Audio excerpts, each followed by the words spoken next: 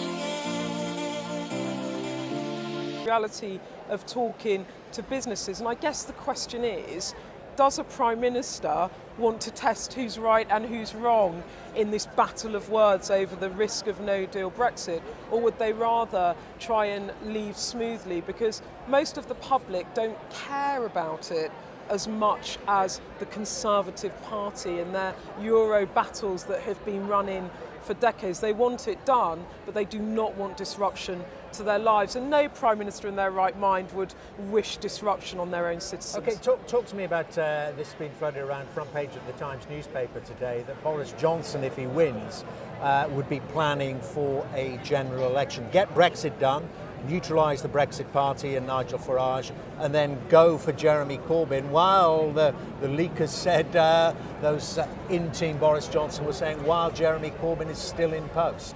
Well, if you are Boris Johnson and he actually lets slip in the leaders' debate the other night on ITV where he went, the forthcoming general election, I was like, oh, the forthcoming general election, I didn't know about that. Look, if you're him, he's got a working majority at the moment of 4. If they lose the by-election in Wales, it could drop to 3. You can be in number 10. You ain't going to get much legislation or any domestic agenda through on those sorts of numbers. I think the thing that is being underplayed at the moment, because I think Conservative MPs are sitting on their hands, is also the level of opposition to Boris Johnson within his own party. I had one minister who I was having a text exchange last night, and I said, come on, how long do you think he'll last? He said, we will bring him down if he tries to force through a no-deal Brexit. Boris Johnson has done this campaign pitching himself as a unity candidate, but in reality he might have been the Heineken man back in the London mayoral days when he could reach parts of the electorate others can't. Now he is the emblem of Vote Leave. He is on one side of a very, very divisive debate in this country. He's much more Marmite, not just in the public, but also in the eyes of his own Interesting colleagues. you're saying that. I'm going to put it to some of the Boris Johnson supporters discussing the speech with this evening, because they're still saying that no, Boris Johnson can reach all parts of the country, mainly based on that winning of the London mayoralty 2 times in a row. But I just want to have a little listen to Boris Johnson as he arrived here. He arrived here about 40 minutes ago for these packed hustings. A confident Boris Johnson, isn't he always? And this is what he had to say, and this is some of what his supporters had to say.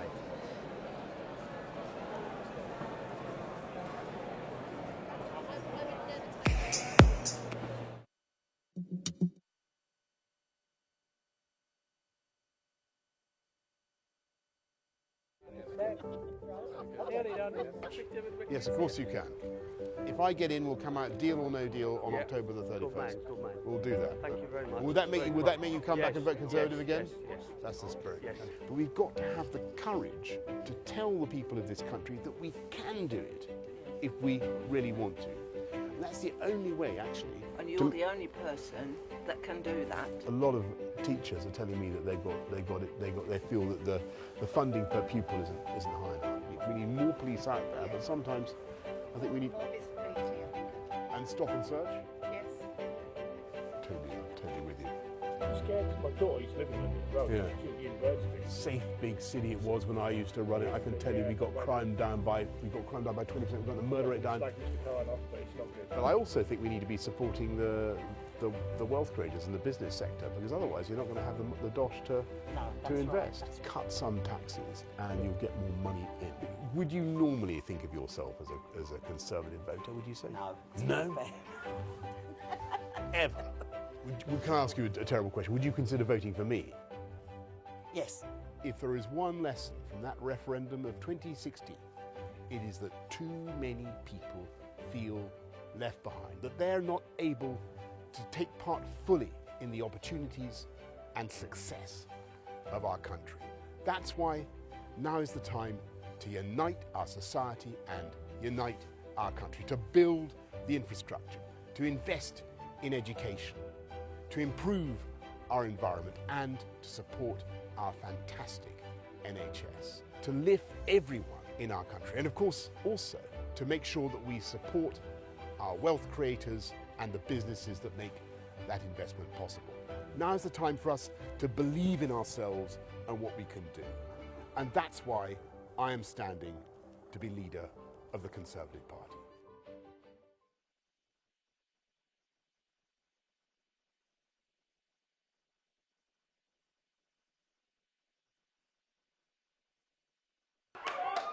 So the campaign starts now. I've got a fantastic team behind me. We are going to give Boris the fight of his life.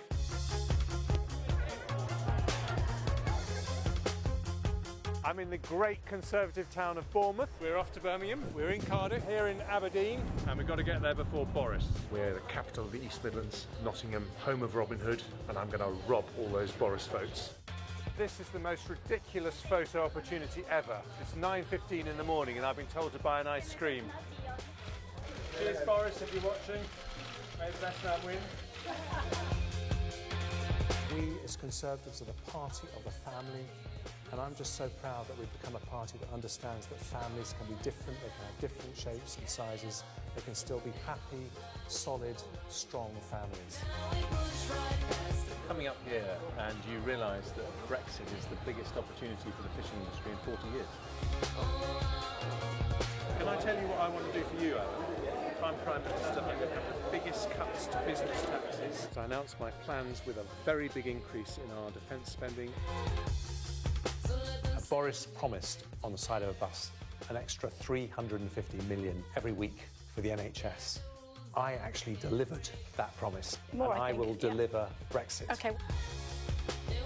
And what I say as prospective Prime Minister of this country is that as a democracy, we are leaving the European Union. And if the only way that the Europeans will allow that to happen is without a deal, then so be it. We will do it. Just before the 31st of October, and there was a deal in sight, but you gave up and you said, no, this is a hard deadline, we're out. You know, he would look at you and he'd say, Boris, you got your dream, you went to number 10, but you've destroyed my dream, which is a family business. I think the only one who talked sense there was Jeremy Hunt, so thank you, Jeremy.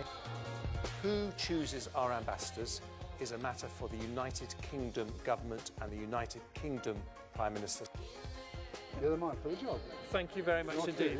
The more he gets out across the country, the more the polls are moving in his favour. He is leading in the public by 12 points. It's a very exciting race. As you can see here, lots of people changing their minds. I used to be a big Boris Johnson supporter. I heard your speech and I made up my mind. I'm going to vote for you. He actually talks with substance. Jeremy Hunt answers the questions. I was most impressed. He is a serious man at a time when the country has serious problems. Boris is a great showman, but we don't want a showman. We want this guy because he's got the meat, he's got the substance. One was flippant and lightweight, and one was honest and straightforward and sincere. I've totally changed my mind. If the Conservative members here are as sweet as this cake, it has to be Hunt. Has to be Hunt. Has to be Hunt. Has to be Hunt. Has to be Hunt. Has to be Hunt. Has to be Hunt. It has to be Hunt. Has to be Hunt. Has to be Hunt. It has to be Hunt. Has to be Hunt. Has to be Hunt.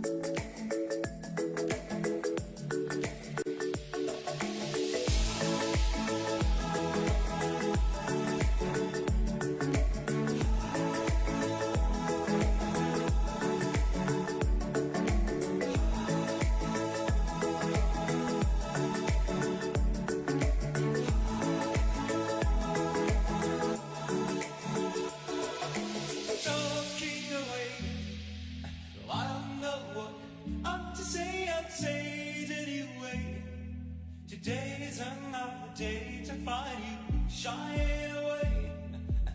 Oh, I'll be coming for your love, okay? Take on me, take on me, take on me.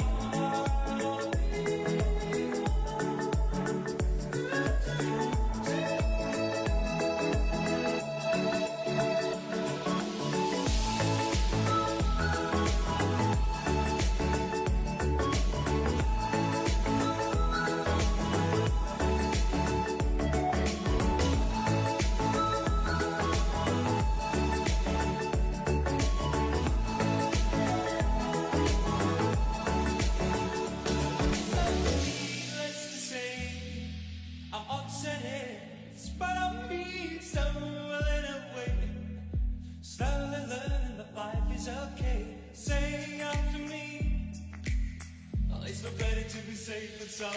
Take on me. Take on me.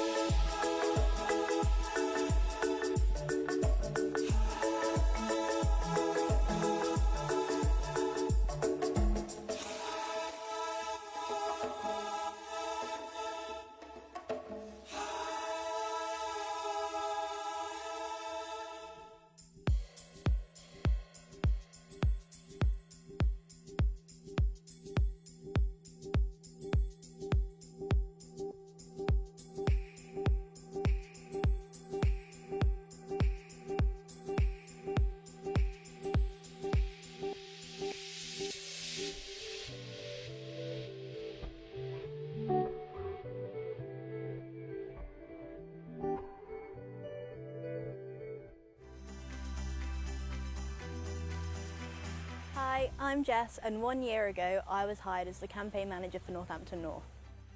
It's been a busy year, but we're making real progress. My focus has been on growing our membership and recruiting new activists. We have a fantastic team out knocking on doors and hearing from residents all year round. Because of this, we have a team ready to win at the next election. My name is Akram Mwanga. My role is Borough Campaign Manager for Barking and Newham. My role involves bridging the communication gap between the association officers and the volunteers, and also the voters, and also CCHQ. I'm the go-to man. My name's Reese Fox, and I'm the Borough Campaign Manager for Enfield and Haringey. When I started in Enfield and Haringey in 2017, my main aim was to build capacity.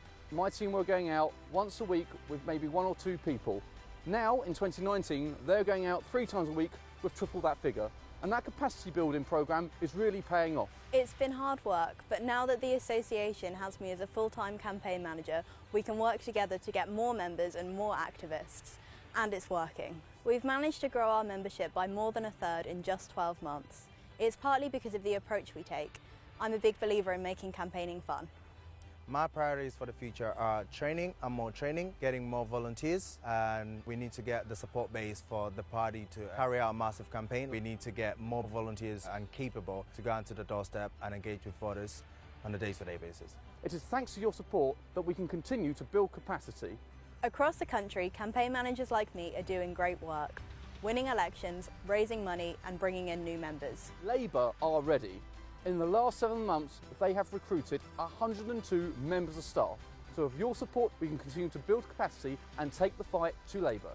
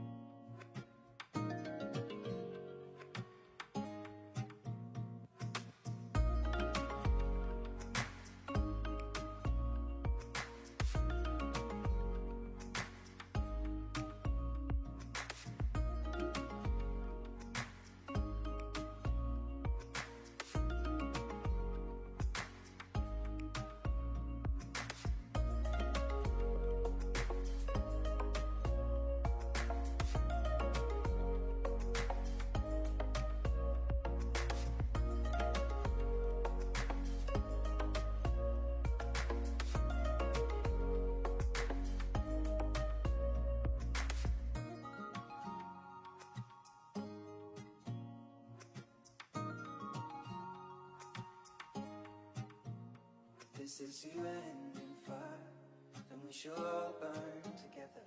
Watch the flames climb high into the night, calling out, Father, oh, stand by and we will watch the flames burn over on the mountainside.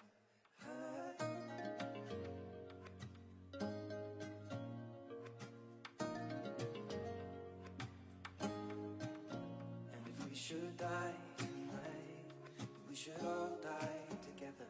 Raise a glass of wine for the last time, holding out, Father, oh, prepare as we will watch the flames burn over on the mountainside.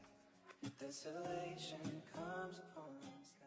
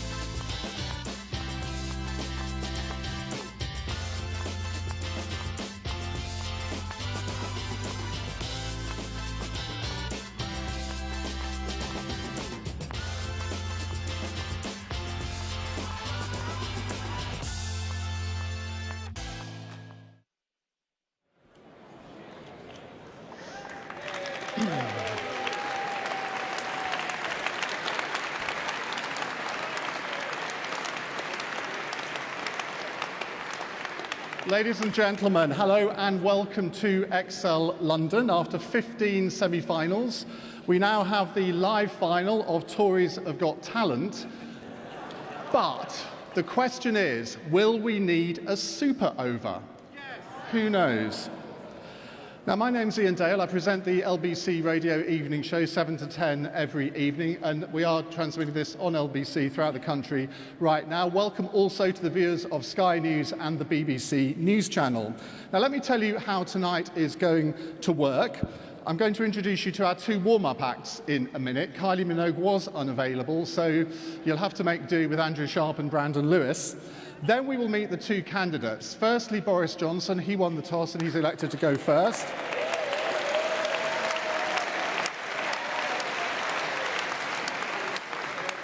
And slight change to our usual format for the hustings. Boris Johnson will be introduced by one of his chief supporters, Liz Truss, the Chief Secretary to the Treasury. She, of course, was the first cabinet minister to declare for Boris. Boris will then speak for 12 minutes, and I'll then interview him for 10, and then it's over to you. And then it'll be exactly the same for Jeremy Hunt, who'll be introduced by Eleanor Bunbury, who is on the candidates list and a political blogger. Now, then we're going to open it up to you for questions. We're not going to have any pre-selected questions tonight. They'll all be spontaneous. My only advice is to try to be original, because the candidates have gone through 15 of these hustings. So if you ask a generic question, the chances are they will have answered it before. So try and think how you can scrutinise them to the best effect, because they're not just running for leader of the Conservative Party, they are running to be Prime Minister as well. So it really is going to be crucial that you ask them the right questions. So I hope you enjoy the evening. It's been an absolute pleasure for me to host so many of these hustings so far. I think it's shown the Conservative Party at its best with the quality of questions that have come from the audience. So you've got a lot to live up to tonight, ladies and gentlemen. So without further ado, let me introduce you to the chairman of the Conservative Party's National Convention, Andrew Sharp.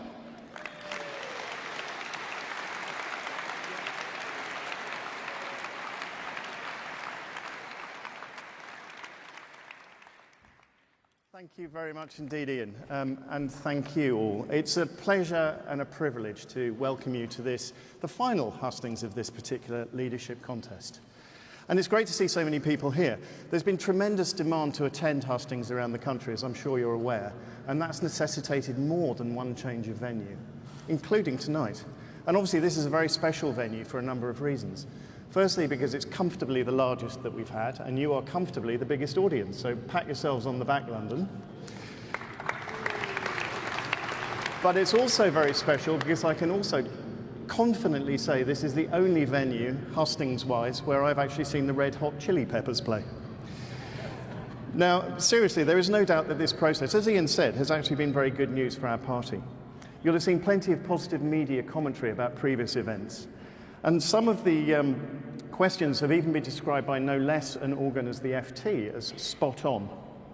Both candidates have expounded a positive vision of a post-Brexit Britain, which is tolerant, optimistic, global in outlook, pro-business and pro-free enterprise. The audiences have been thoughtful, engaged and sizable. And this exercise therefore helps to dispel some of the typical media narrative about us and our party. Although, ladies and gentlemen, you have to still beware of fake news. The New York Times recently described all of you and us as a fanatical sect. Wouldn't it be nice if in this, the centenary year of the Conservative Women's Organisation, they actually could celebrate some of the progressive achievements of the Conservative Party, which are many and varied. Now, as you know, when you mention progressive and conservative in the same sentence, Twitter fires up quite quickly. But to all the trolls out there, check your facts. Here are just a few. Animal Sentience, 1824.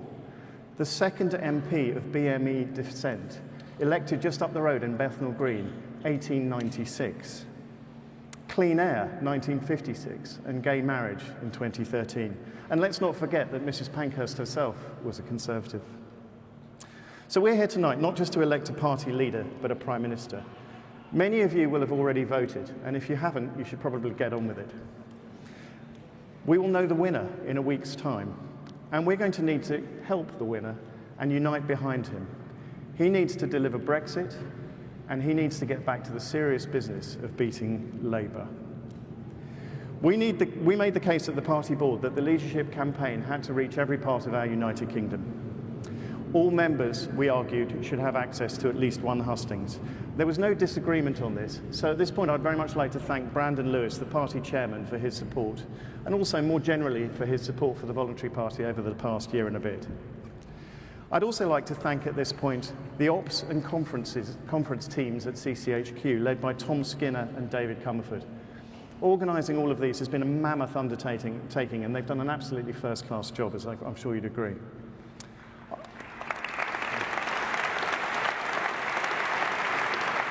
I'd like to thank Ian Dale. As he said, by the time this is finished, he's going to be well into his 20th hour of husting, which is a possible book title, I think. But he has moderated all of them with considerable rigour, but also very fairly. And finally, I'd very much like to thank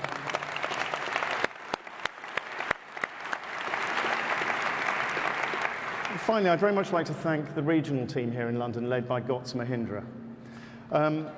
Gotts is a tireless advocate for London, as I'm sure many of you know, and he's deservedly held in very high regard. Now, before I go, can I ask one further question, please, on the subject of resources? You will have seen on your chairs some campaign manager programme materials. If you could please read that and perhaps get involved, it would be very much appreciated. We are very reliant on others for our help with this programme, but the simple fact is, where we have campaign managers, we do well, and where we don't, we don't. So if we could all engage, that would be really, really very much appreciated. That's it from me. Thank you very much indeed for listening. Please enjoy your event and make sure your questions are spot on. Thank you.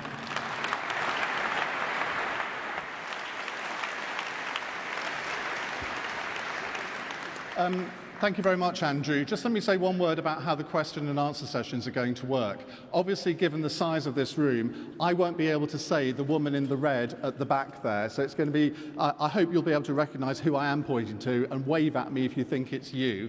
I will start over that side, then come to this block and go forward and then backwards. So we'll see how that works, shall we?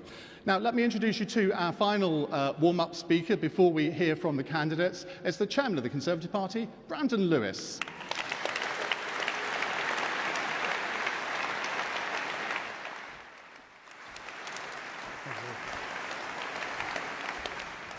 Good evening.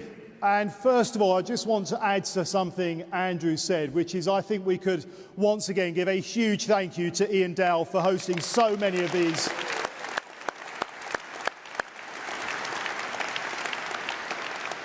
I haven't quite totted it up, but I suspect at the end of this, whoever the winner is, Ian will be able to say he has spent more time quizzing the next Prime Minister of our country than pretty much anybody else, and he's travelled the country to do it as well. So, Ian, from all of us, thank you.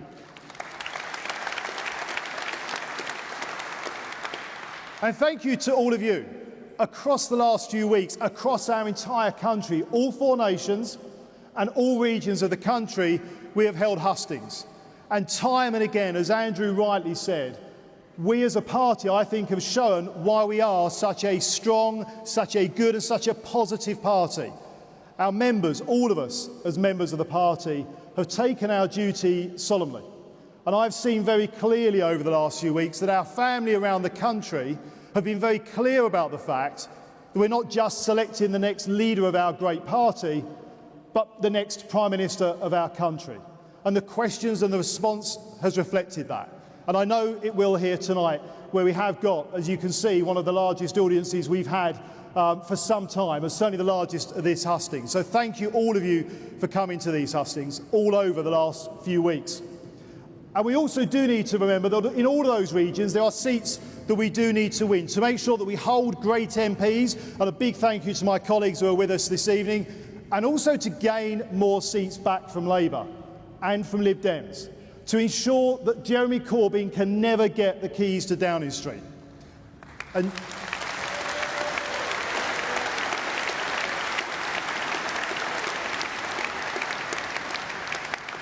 we all recognise in Parliament we have a huge role to play in making sure we have got the policies to deliver that, but you have an opportunity to play your part every day. And as a party and as members and as volunteers, you do that week in and week out. And tonight, with those cards, that information about those campaign managers, every pound you give is potentially going towards another campaign manager that helps us win another seat. So please do look at that. And that does matter, because whoever wins this competition in just a few days' time, we want to make sure they are well funded to go forward and defeat Jeremy Corbyn and the Labour Party. I think we have a national duty as a party to ensure that we are making it clear that we are the party, as we've seen at these hustings, that has the determination to deliver for the whole of the United Kingdom.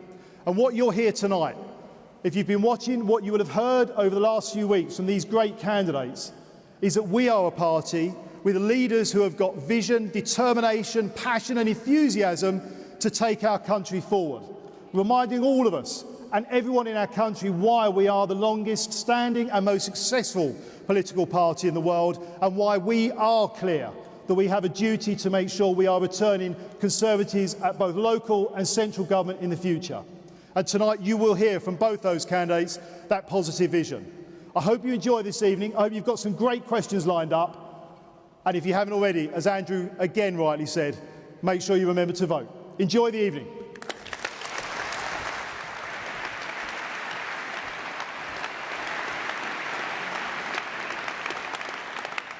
Right, the moment has come. It's time to meet the candidates. To introduce Boris Johnson, it's my pleasure to welcome the woman who tries to keep Philip Hammond under control.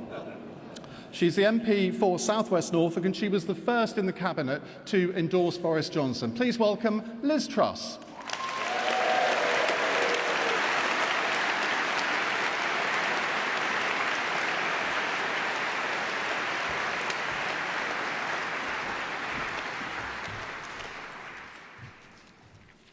Well, good evening, everybody. It's fantastic to be here at Excel tonight in London's Docklands. Docklands was once the beating heart of global trade, but it fell into decline and disrepair, only to be reimagined by a radical Tory who was prepared to shake things up. It took the vision of Margaret Thatcher to wrestle the powers of the rubbish Labour councils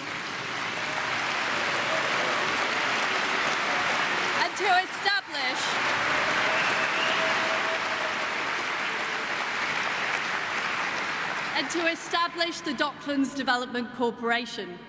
These new freedoms liberated businesses to locate here and grow, and now Canary Wharf is one of the financial centres of the world. A few decades later, the same brand of vision and leadership was realised in this very hall, where competitors from across the world flocked here to be part of the London Olympics. Those Olympics captured the imagination of the world, and they showed Britain at our self-confident best. At the heart of it was one man, Boris Johnson.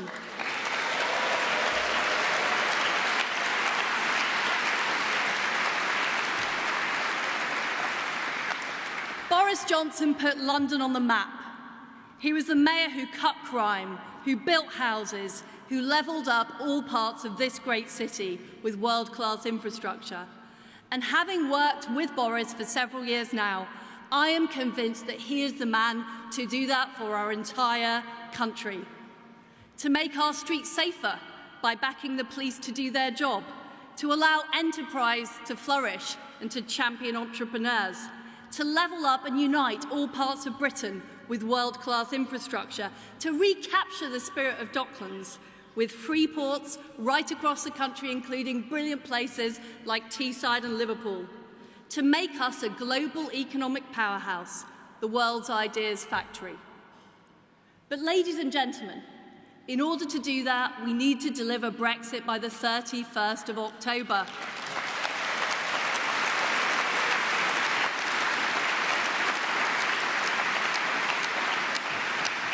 For the sake of our democracy, for the sake of our sanity, for trust in politics, we must leave the EU on that date. There cannot be any more dither and delay. We're ready for it. Let's get on with it.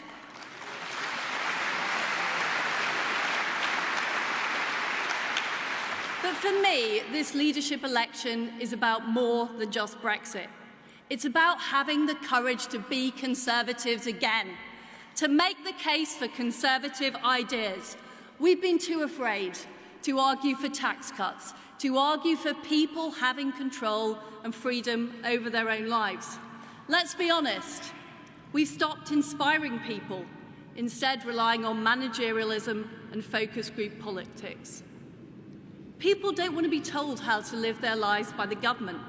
They want politicians who are going to inspire them with a positive vision for the future, who are prepared to put themselves out there, to take risks, and to win over a new generation of young Britons.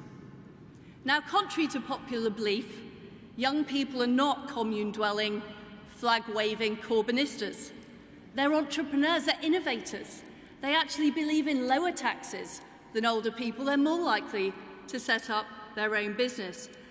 They're more in favour of personal freedom. They want to control their own lives. They want to control their own future.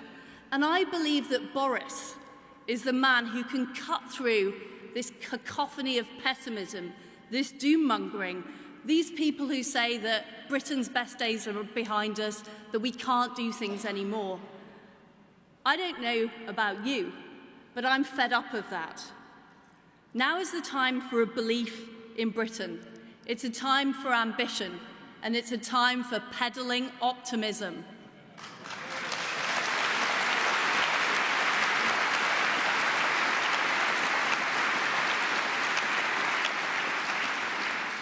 Boris is the go-getting, enterprise-loving, uplifting British freedom fighter. He is the only person in our party that can take on Corbyn and his socialist cabal. He's an insurgent in a world of incumbents. He's a blonde in the world of the bland. Ladies and gentlemen, can I introduce you to Boris Johnson?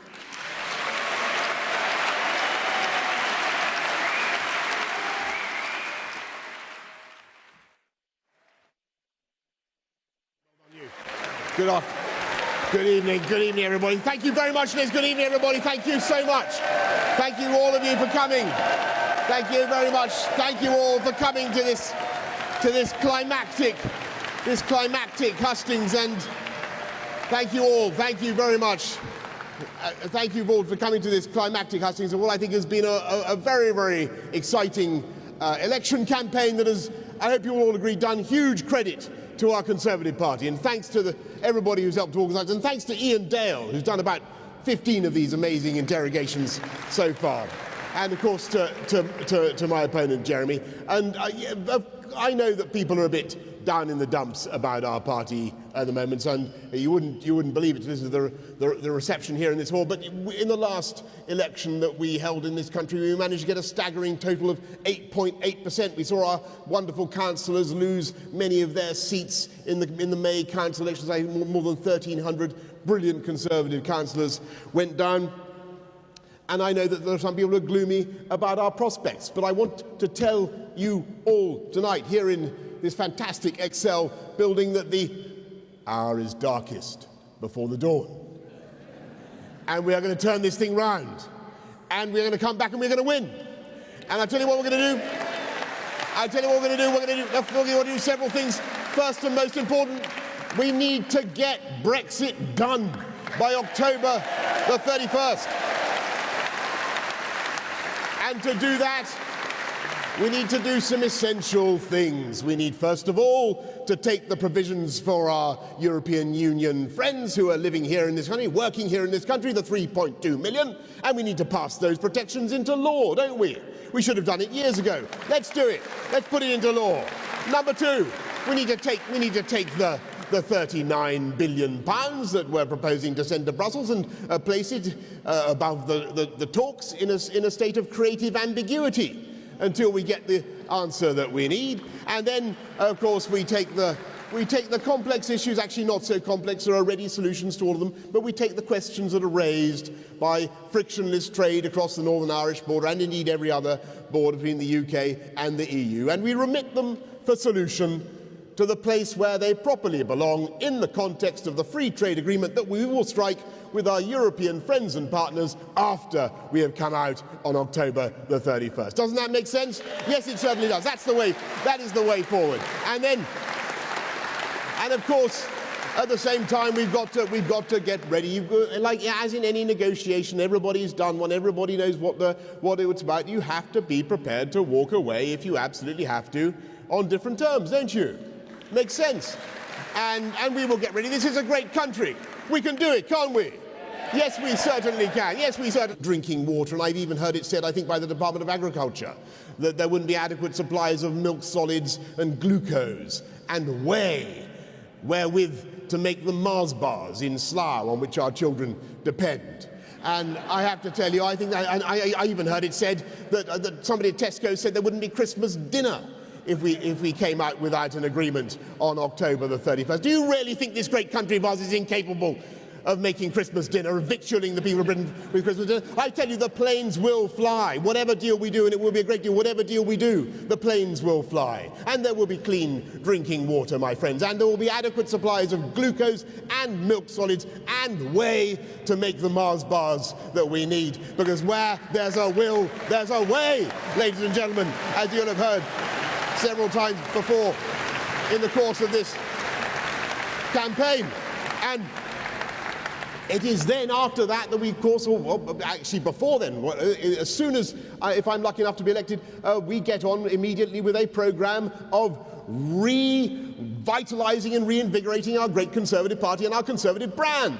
And what I want to do in a nutshell can be summed up as uniting our country in the way that I was able, I think, over the 8 years I ran London, to unite our city. And I will just remind you that 11 years ago, when I became mayor, we had 4 of the 6 poorest boroughs anywhere in the UK. When I stepped down after 2 terms, we had none of the poorest 20 anywhere in the UK. And the regeneration in this area has been absolutely staggering.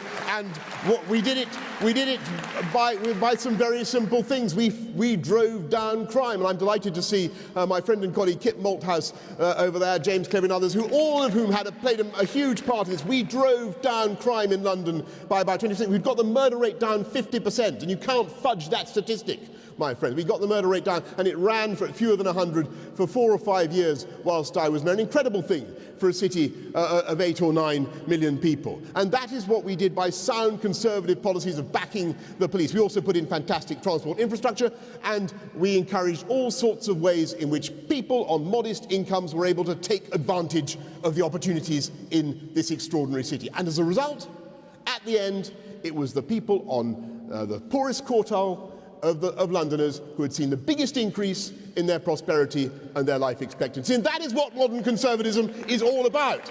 That is our moral case to the country. That is what we believe in. We believe in the symmetry between a dynamic market economy and great public services. I want to be the Prime Minister, if I'm lucky enough to get this, who does for Northern Powerhouse Rail what we did for Crossrail, who does for the connectivity in the West Midlands what we did with the tube upgrades. And I want to level up education funding across this country.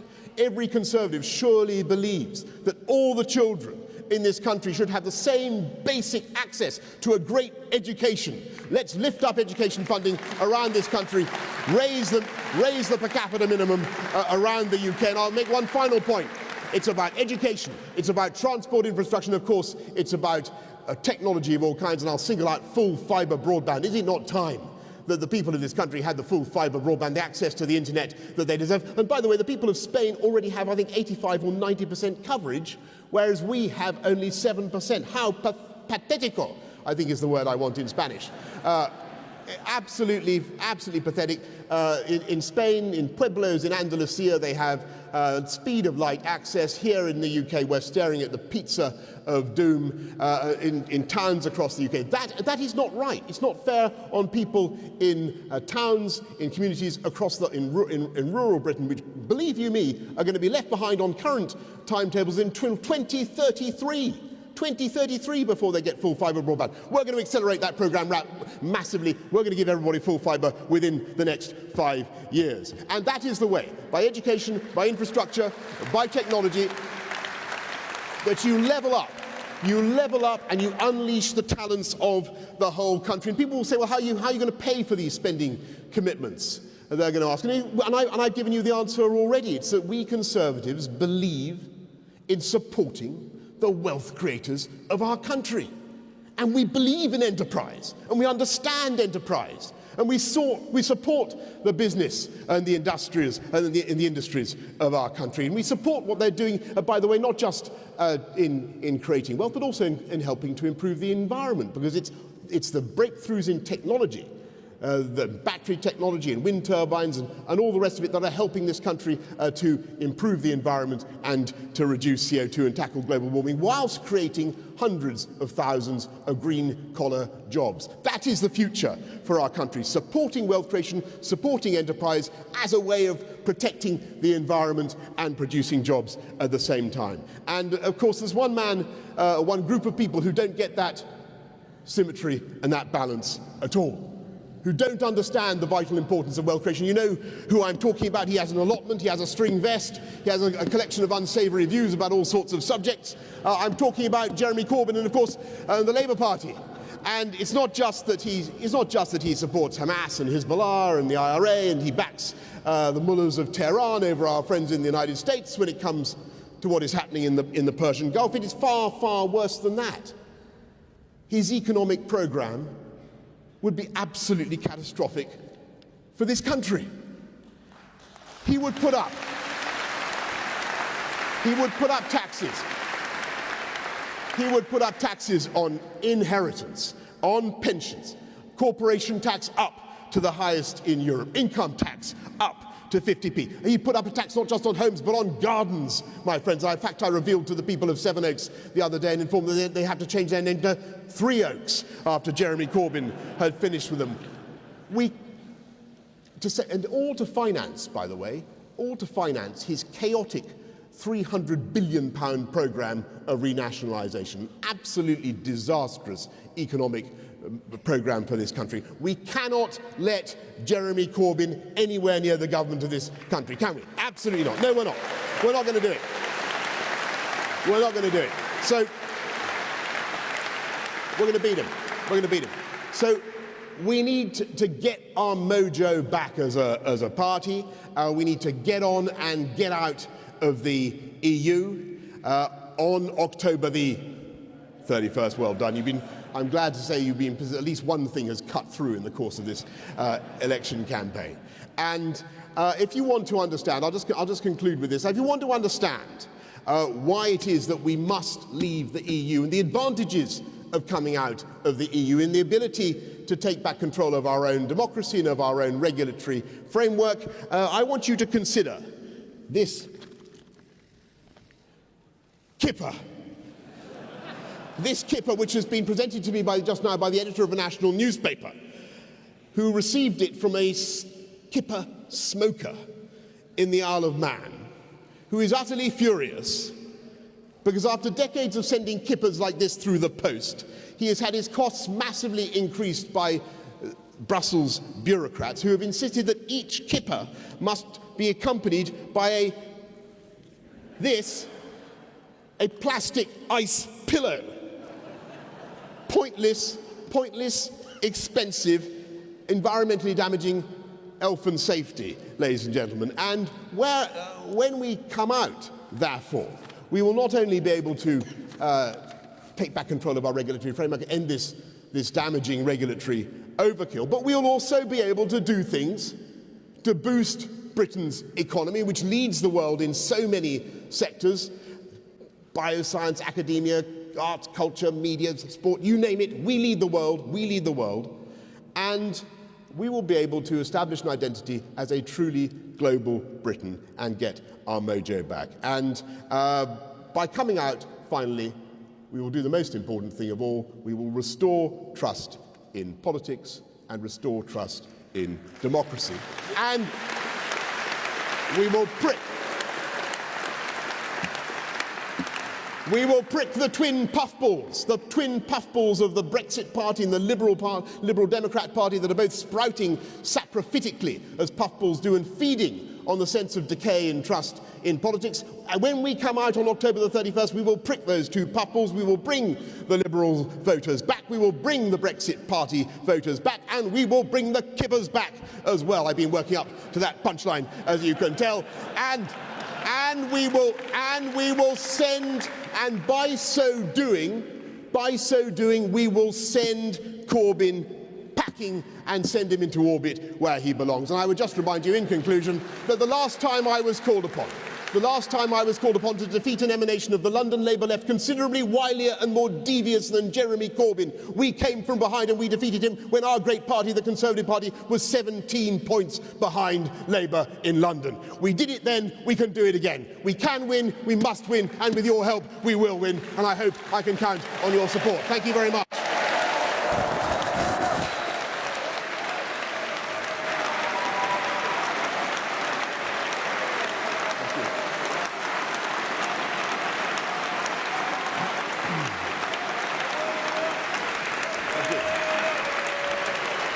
Is that your kipper hand?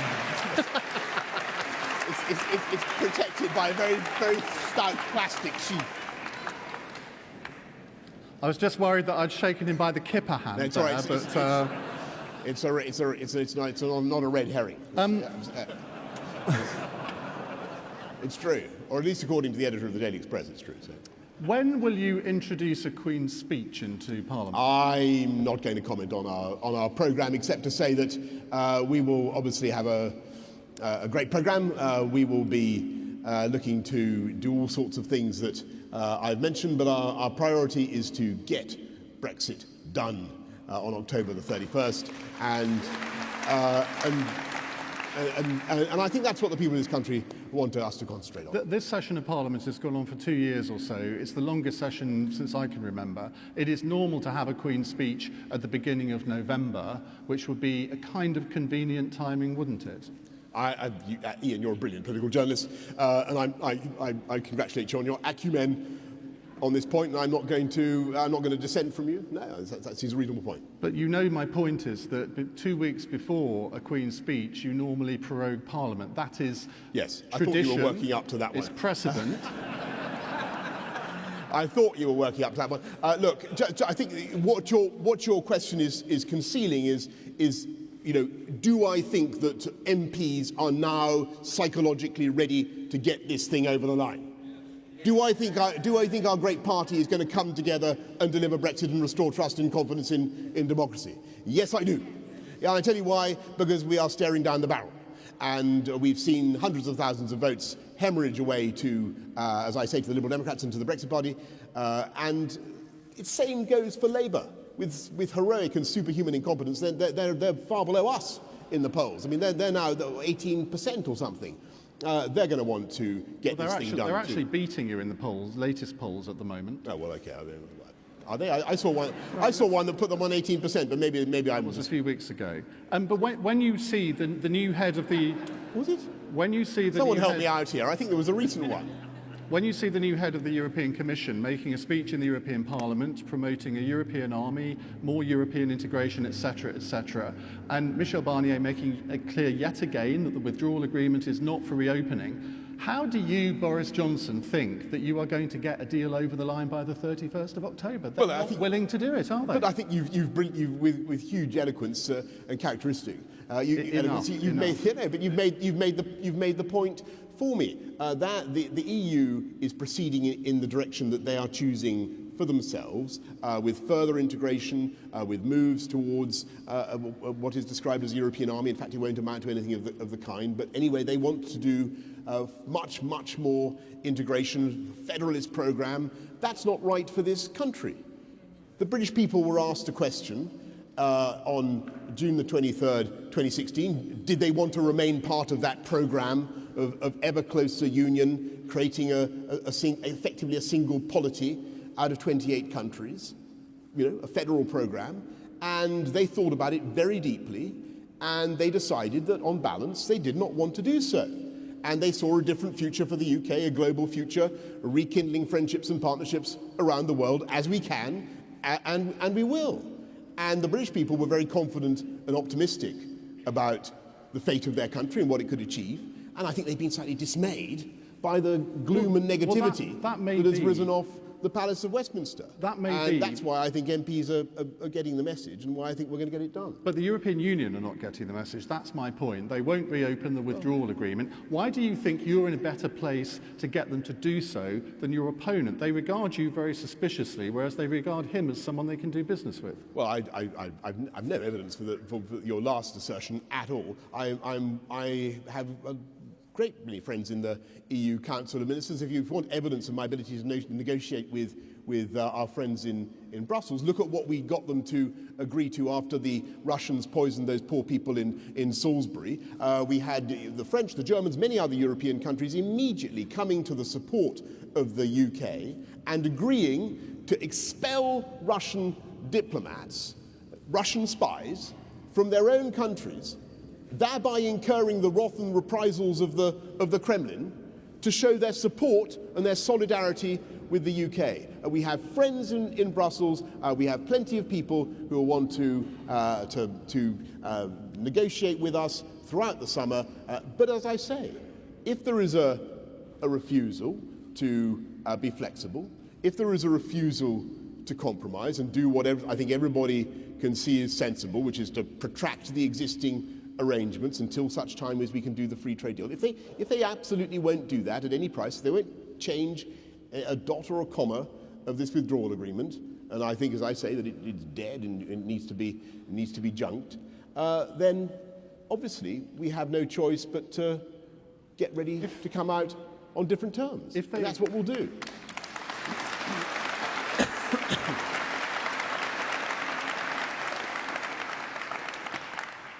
If they agreed to abolish the backstop, would that be enough for you in terms of the withdrawal agreement, or are there other demands that you want to make on it? I think that I think the whole withdrawal agreement is effectively defunct, but the backstop is certainly the bit that I find most difficult. And is that a red line for you? That would have to go. I don't know what everybody here feels, but the problem with the backstop, as everybody understands it, I think now in this country, is that it poses this appalling dilemma for the UK. You either have to accept that you remain forever within the EU customs union and in regulatory alignment with Brussels, even though you have no say in setting tariffs or in setting regulations, or else you have to accept that if the UK wanted to do things differently, we'd have to lose control of Northern Ireland. And I think that's an utterly intolerable. We'd see a division between the Union and between Great Britain and Northern Ireland. And I think that's an utterly intolerable choice. No democratic country could submit to that kind of choice. And we won't do it. So as far as I'm concerned, the backstop won't work. You have said that you think it's possible to do an initial partial trade deal with the United States before October the 31st. Liam Fox, the International Trade Secretary, says that's impossible. You said you could do it on goods.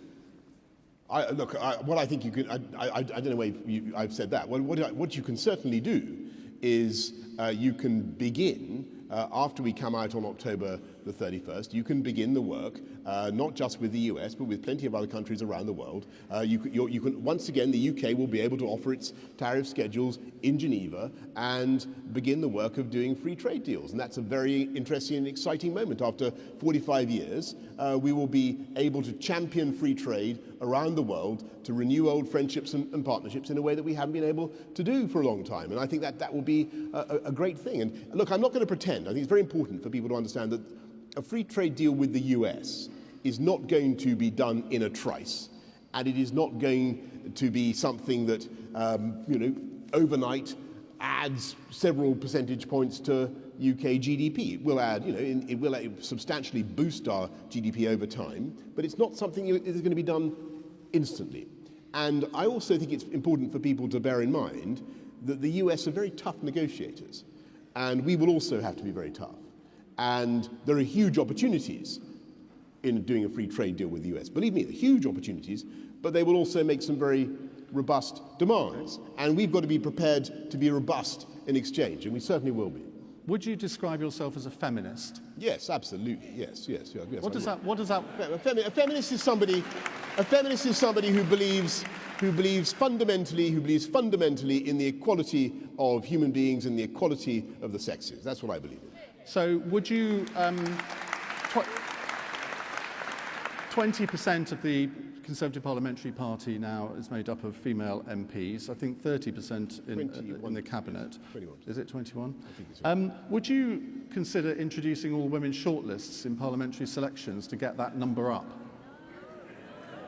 Well, I think that I don't want to do anything that discourages women from getting into politics. I want to encourage young women to get into politics and to join our party and to lead our party. Of course, that's the way it should be. But I'm not certain that introducing quotas, which after all are by their nature discriminatory, is the way to solve the problem.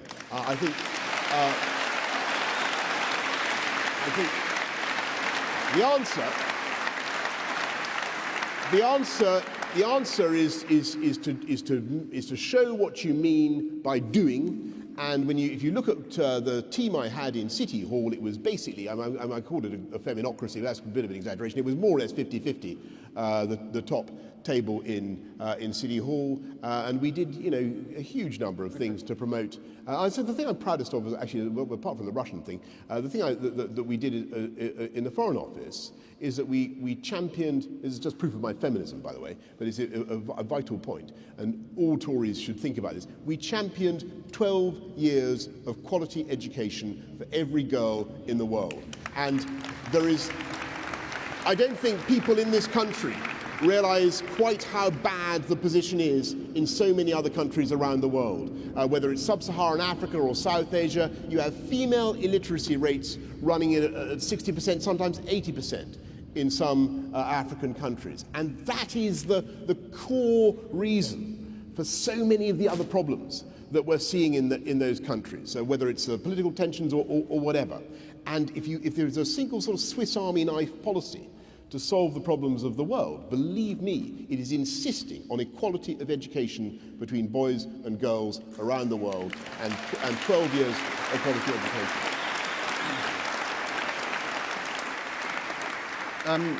Final question. You used the phrase "do or die" about leaving the EU by the 31st. I didn't mean that literally. I want to stress. I didn't. Well, On the way in here tonight, I asked a couple of senior political journalists what I should ask you tonight. And they said, well, there's only one question on the lips of the lobby today. Does Boris Johnson dye his hair? Dye my...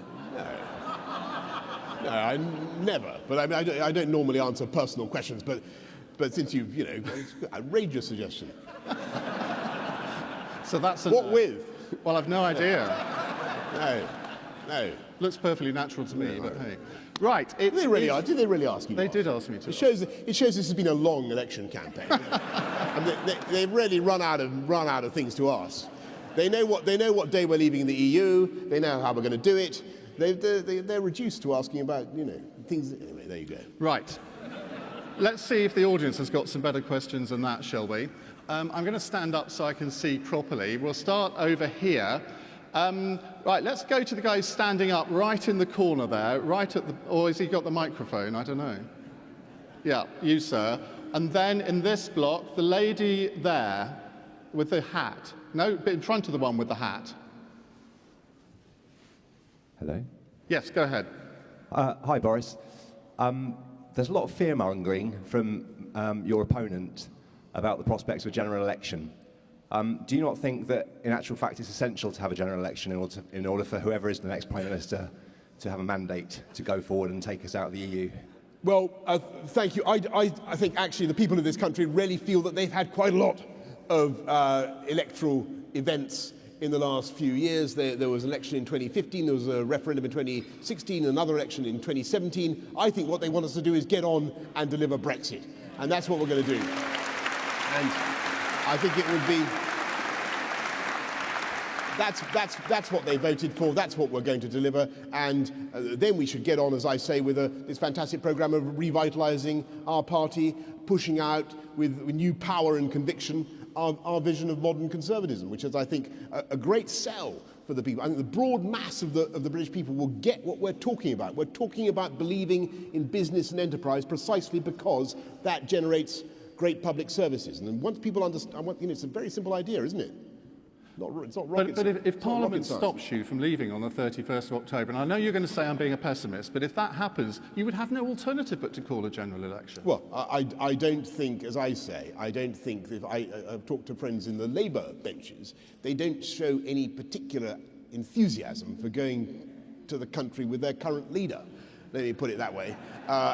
And I don't think anybody in the Conservative Party really wants an election now because we feel that the public have had enough elections. So let's get on, get Brexit done, and come forward with a fantastic programme for this country, which is what we're going to do. Right. The lady with the blue jacket. Lady with the blue jacket, and then we'll come to the gentleman there. Can we get a microphone to the lady in the blue jacket there, please? There. Thank you. Thank you. Hi, everyone. My name is Maxine Kerr, and one of the questions that's been burning on my heart for quite some time now is that hashtag ban abortion in 2019.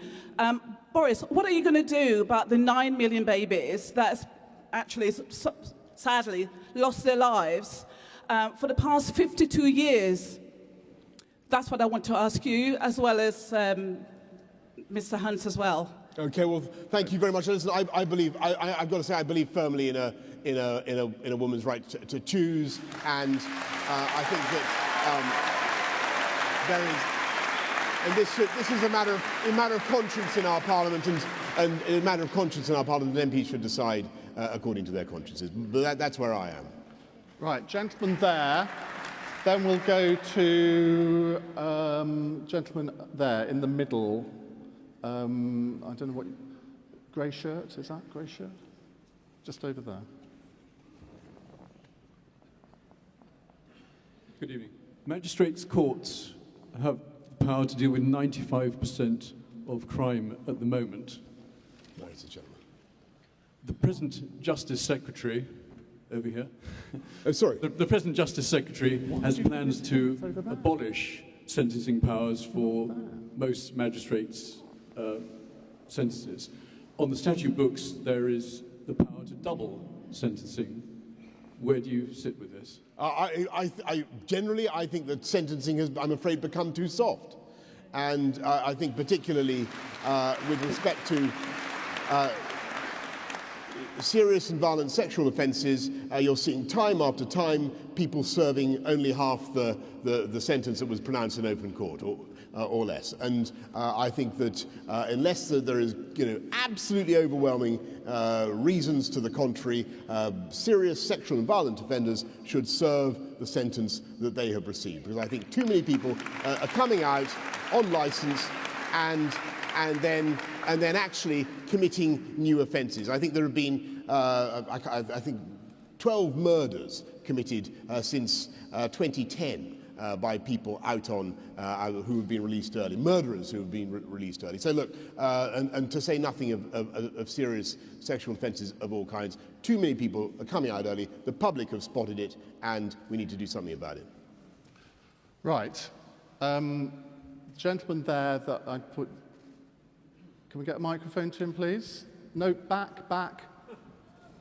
I don't understand why. You can't see why I'm pointing. Gentleman, whatever. Right. And then the lady down the front here. Good evening, Ian. Good evening, Mr. Johnson.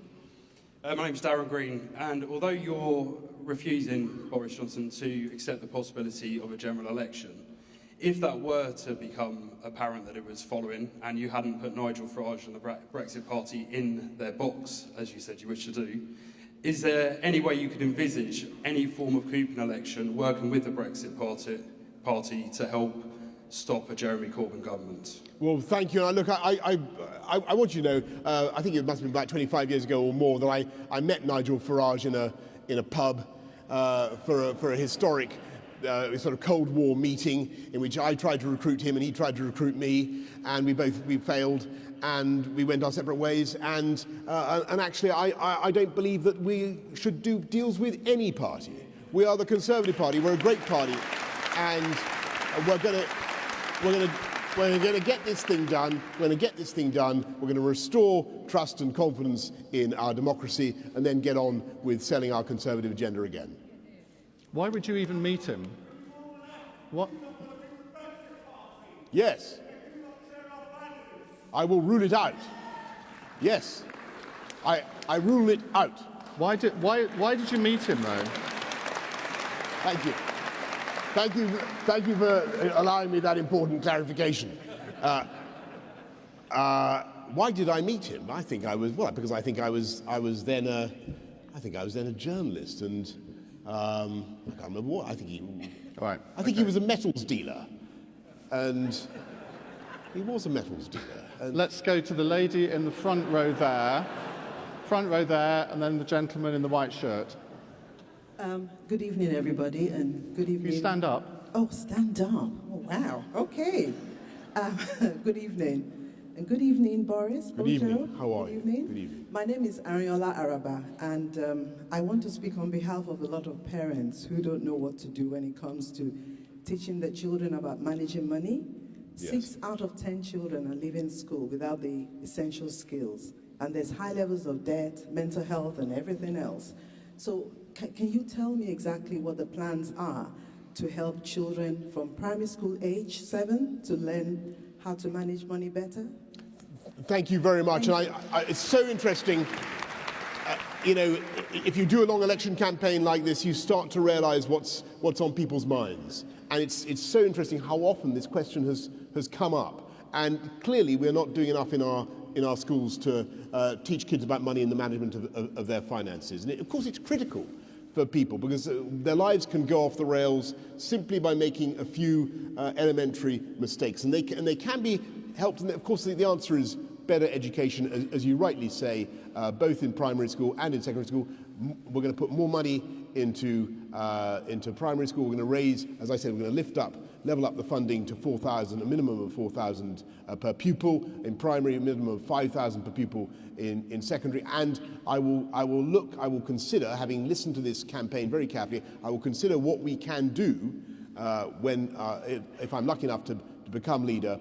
I will consider with the next education secretary, or whoever is education secretary, I will consider what we could do to inculcate better understanding of finances amongst young people, because it's been raised with me so often that it's clearly something we need to address.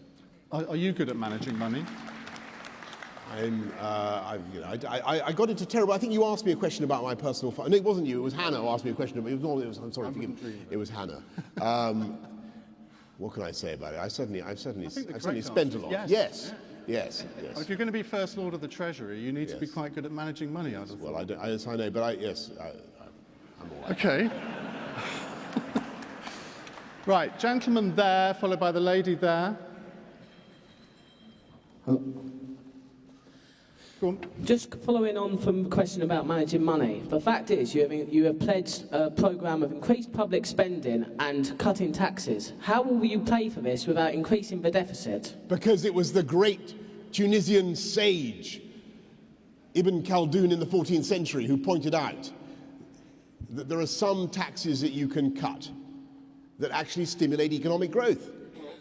And I think Ibn Khaldun observed that when it came to, I think it was the date harvest or olives or something in 14th century Tunisia. I can't remember exactly what it was, but they cut the tax on which was too high, and the farmers grew more dates or olives, and the tax yield went up accordingly.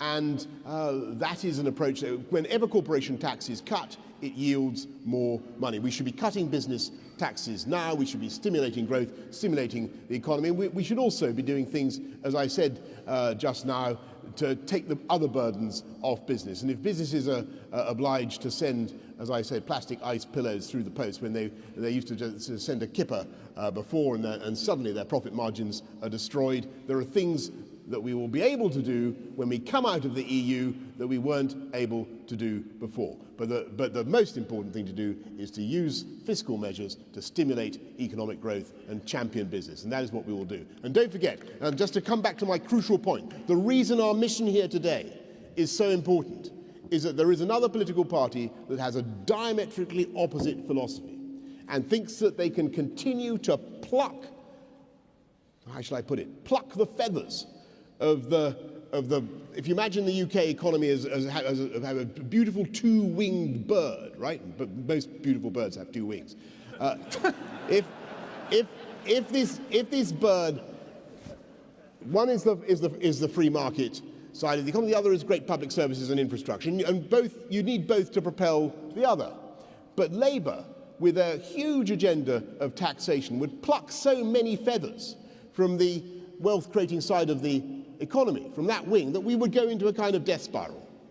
And that is what we have to avoid. That is the danger. And we've got to, and it's not just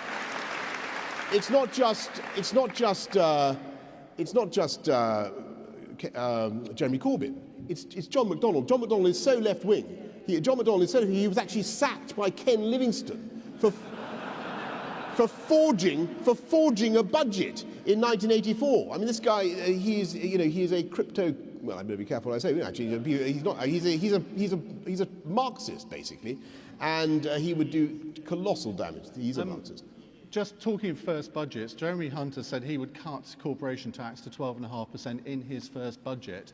Is that something you would commit to? I've been very careful. I will cut corporation tax. I've made actually I forgot to say my spending commitments so far in this election campaign have been extremely modest by comparison with the remaining other candidates. That's the way, I'm just putting that point out there. They've been very, very fiscally prudent. But they will do great things. We will do great things. With that spending on infrastructure and on education and on policing, another more than £1 billion we'll put into 20,000 policing. To answer my question, will you cut corporation tax to 12.5%? I'm not going to give a figure, but we'll certainly cut corporation tax. We'll make it very competitive. Right. Gentleman, no, the lady over there, I do apologise, and then the gentleman at the back with the turban. Hi. Yeah. Hello, everyone. My name is Faiza Howell. Can you hear me? Yes. We live in a world of instant gratification, sense of entitlement, #instant outrage. How are you going to champion a return to common sense and civil debate?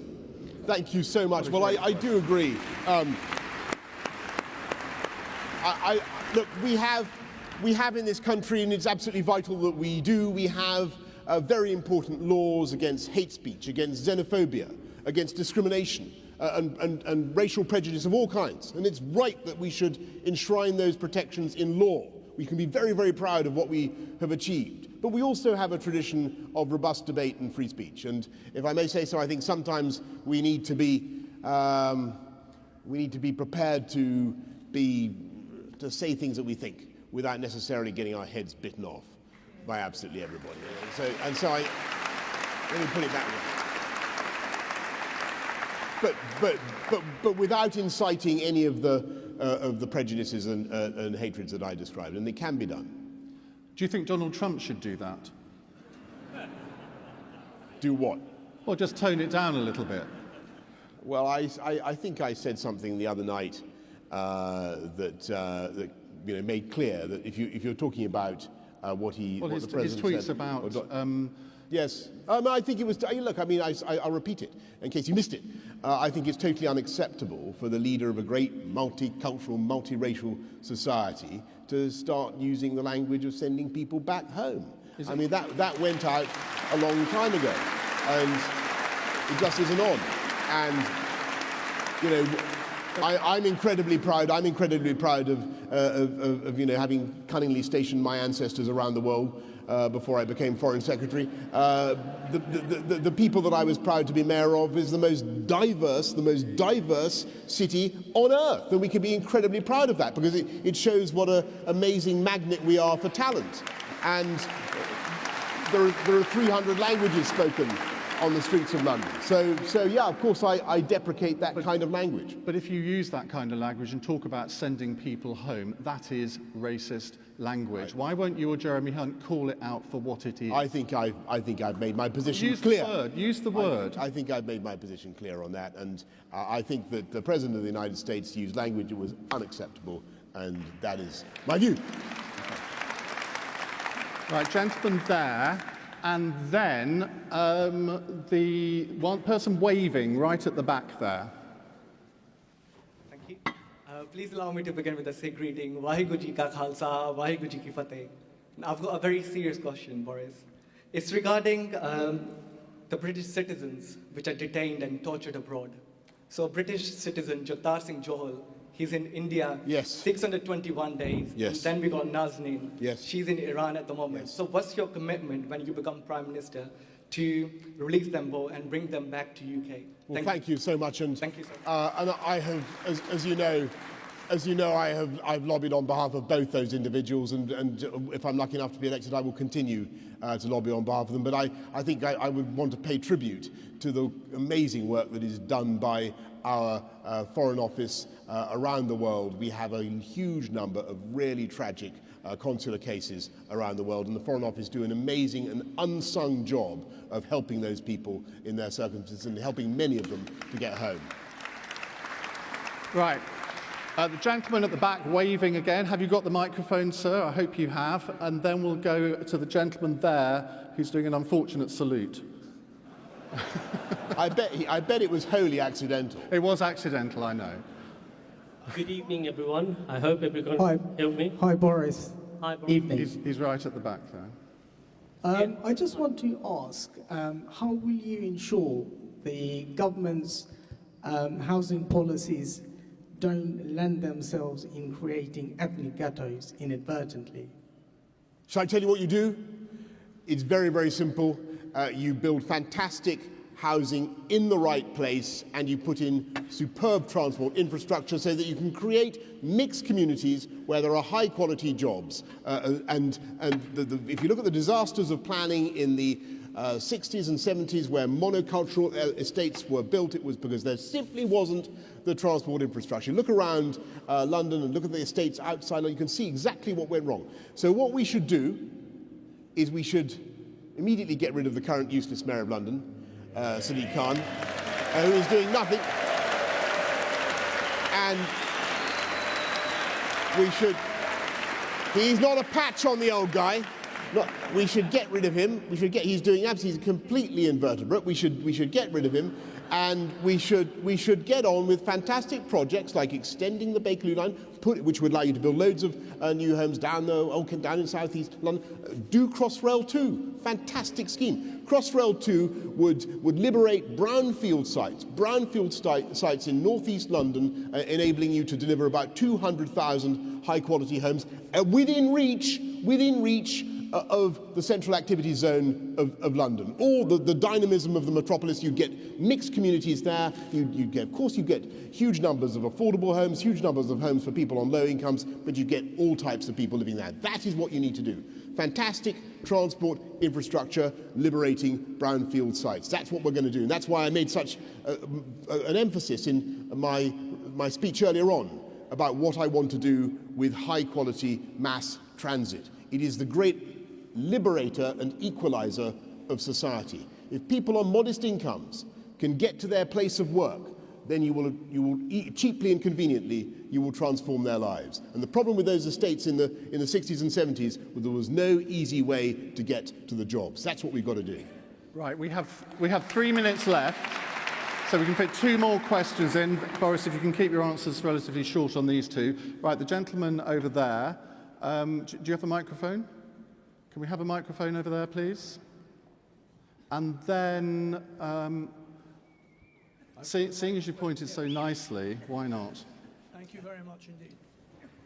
If I ask my question, if I may. Boris, I'm over here waving... No, sir. It was that gentleman there. Sorry. No, you. Yeah. Can we come to the other chap next? No, we're coming down here next. Oh, sorry. Hello, good evening, Boris and everyone. My name is Asif Ayub. I'm a former Conservative councillor.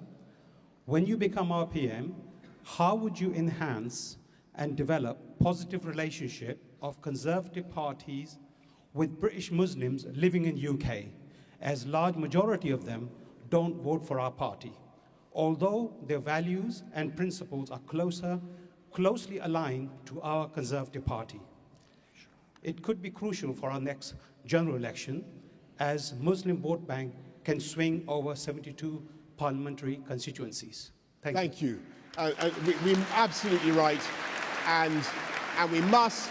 And if I'm lucky enough to be elected, I will, of course, be leading an immediate programme of engagement, not just with the Muslim community, but with all the communities that make up our incredible society. I will get into it. I will get into the mosques. I will do everything that you would expect me to do, and I will remind them in the tedious, repetitive way that I always do, that the only reason I'm here is because my Muslim great-grandfather came in 1912 to Wimbledon, of all places, in fear of his life.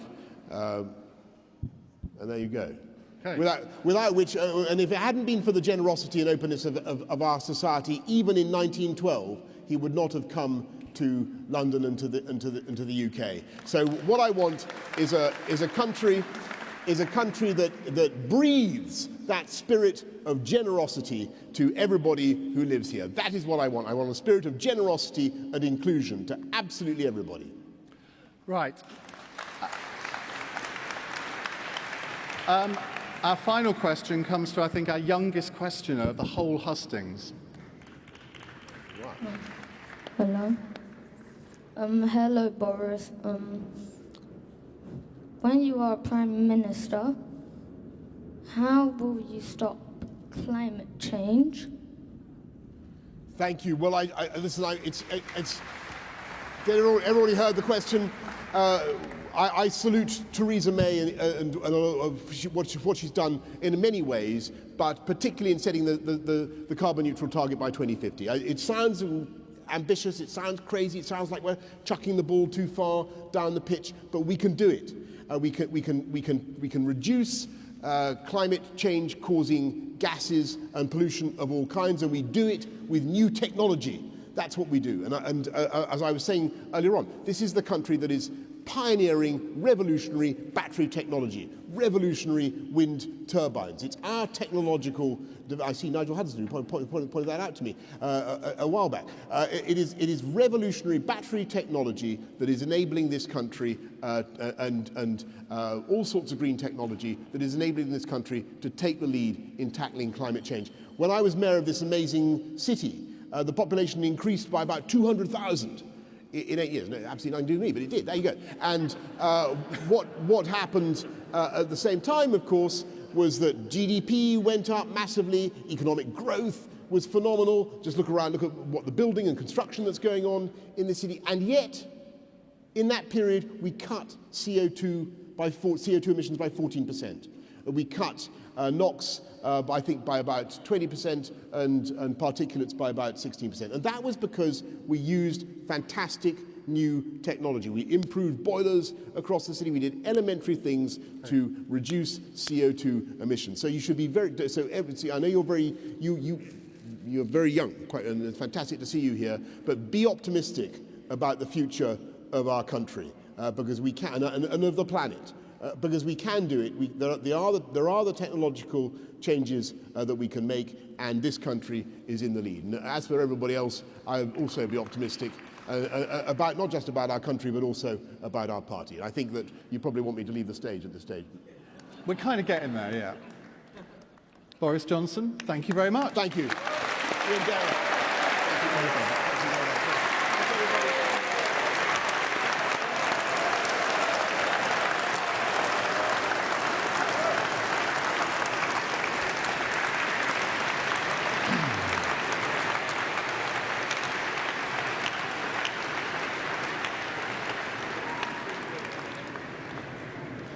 Ladies and gentlemen, it's now time to meet our second candidate, Jeremy Hunt. To introduce the man whose very blood seeps with entrepreneurial spirit, it's my pleasure to introduce Elena Bunbury.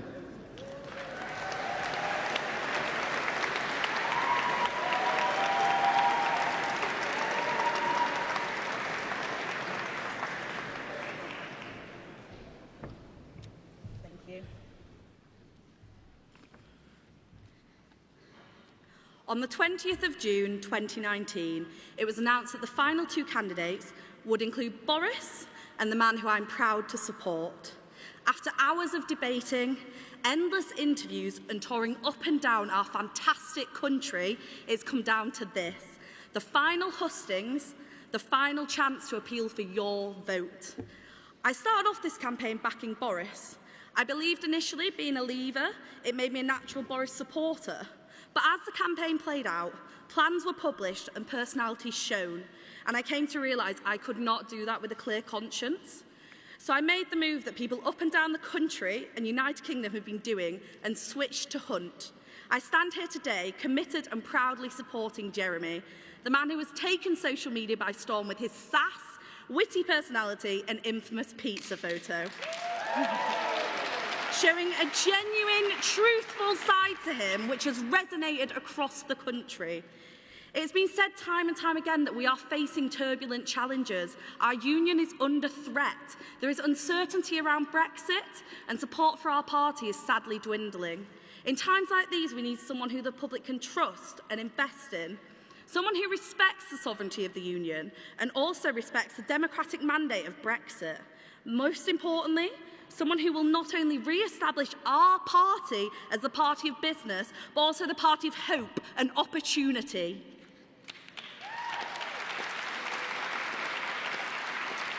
As I am sure everyone here is aware, Jeremy is an entrepreneur. So who better to make the case to the EU than an experienced negotiator from his own business to cabinet level? Someone who will bring business back to Britain and fight to keep our union together, as he said, with every drop of blood in his veins. The public service reformer who will scrap illiteracy and with his NHS background transform social care for the elderly, not forgetting the Foreign Secretary who has the expertise, relationships and respect that we will need to rely on post-Brexit.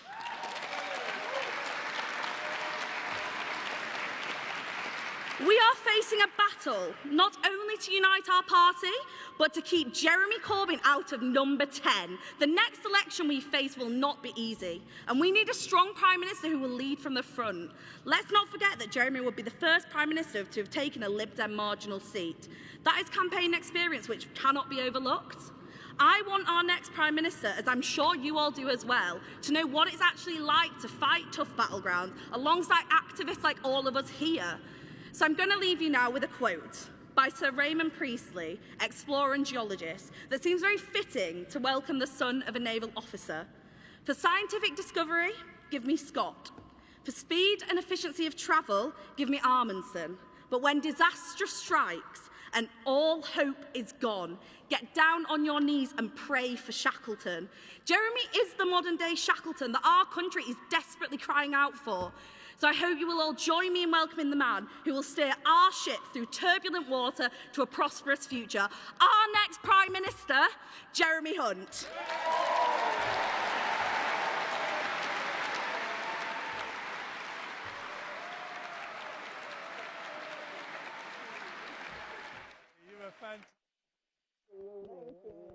Well done. Thank you so much. Great job.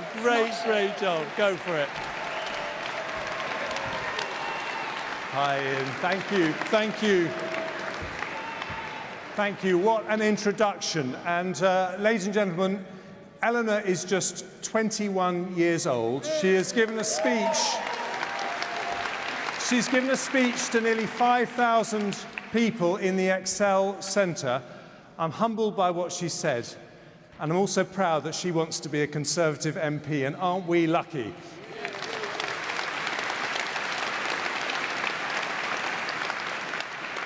And I want her to know that she has been here, done that, and got the T-shirt. Here you are, Eleanor. And while we're talking about T-shirts and slogans, I want to thank the genius in my campaign team who came up with the slogan, "Has to be Hunt," because with a surname like mine, when you think what it rhymes with, coming up with a slogan is a very, very important thing to get right. And we had some great suggestions from the internet. We had hashtag take a punt on Hunt.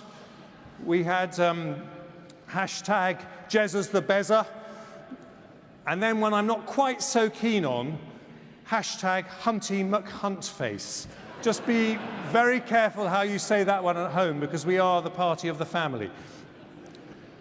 Ladies and gentlemen, what a fantastic contest we've had as it draws to a close. And I'm standing here with the privilege of telling you the things I want to change as Prime Minister in our amazing country. And to govern is to choose, and I have chosen 4 priorities. I'm going to tell you all of those priorities, but we can't deliver any of them until we sort Brexit. And I want to answer a question that may be on some people's minds.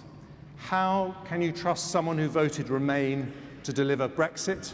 And I want to answer that question very directly.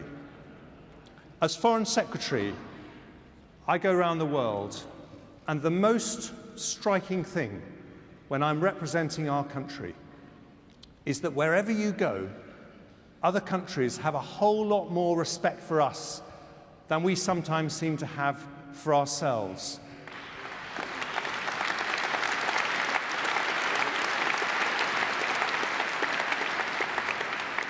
And the reason is because we are one of the oldest and greatest democracies in the world. We have done more to fight for our freedom and the freedom of other people and other people's democracies than nearly anyone else. And it's not just World War II, it's the barons of Magna Carta, the Great Reform Act, the suffragettes. And the reason that I am going to deliver Brexit for our country as Prime Minister is because I want to send a message to people at home and people abroad that we are still that great democracy that does what the people tell us to do.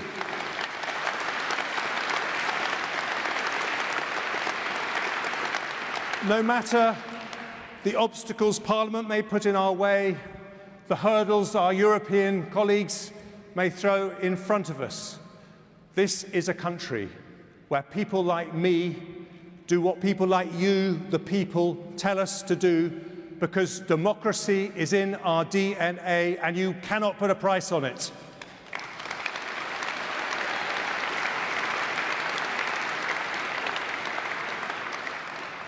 And there's something else that's incredible about our country, which is at crucial moments in our history, we have been bold.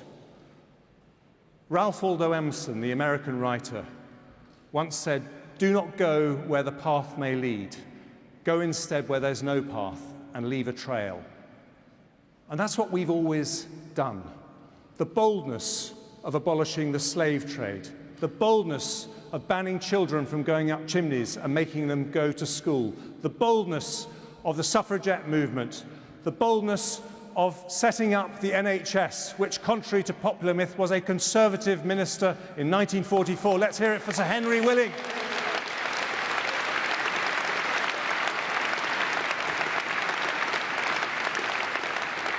But we haven't just been bold, we've been smart. We've thought with our heads as well as believing with our hearts. And that's what we have to do with Brexit, because if we do this in a gung-ho way, if we go about it the wrong way, the Europeans will block any changes to the deal, Parliament will block no deal, and we'll get to a general election long before we get to October the 31st. And we are going to overcome those hurdles by telling the Europeans politely but firmly that if we don't get a deal that can get through Parliament, there won't be a deal, but we're still leaving. And we will tell Parliament that just like them, we will leave no stone unturned to find a deal. Because the quickest way to leave the European Union is to send a Prime Minister to Brussels who can negotiate a deal that will get through Parliament. That's what I'm going to do as Foreign Secretary, as an entrepreneur. That's why Penny Mordaunt and Liam Fox and other Brexiteers are supporting me, because I will deliver that for Britain.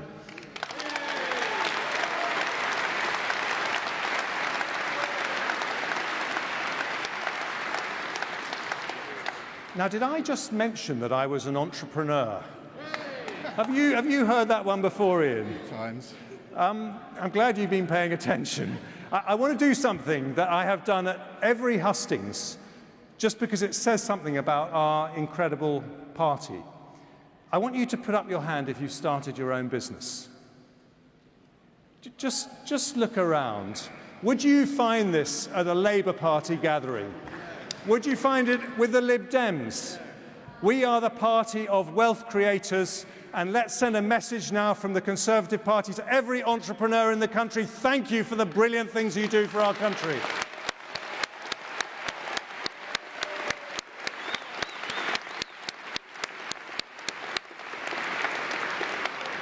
And this is the first of my 4 priorities.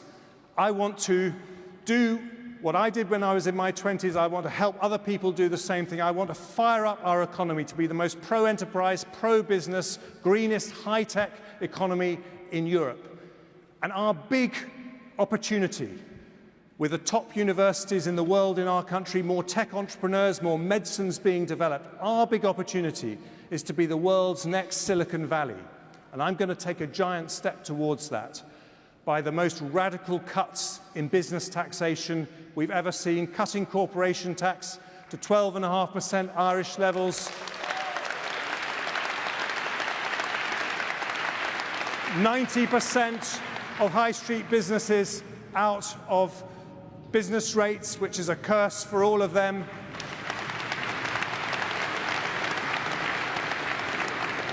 And other tax cuts too, because I want to land an economic jumbo jet. There's one up there now. I want to land, perfect timing. It has to be Hunt. I want to land an economic jumbo jet on Europe's doorstep. So when it comes to those trade negotiations, they need us every bit as much as we need them. And that's my first objective. The second, I am the Foreign Secretary who wants our great country to walk tall in the world. And hasn't our Navy been brilliant in the last week, protecting British shipping?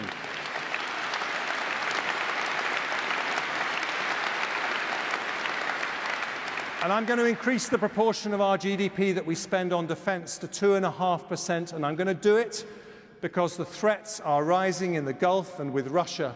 But I'm going to do it for another reason, which is at the point of Brexit, I want the world to see that Britain, that country that has always fought for democratic values, Britain is here, Britain is back, our voice is strong in the world, and we will fight for the things we believe in.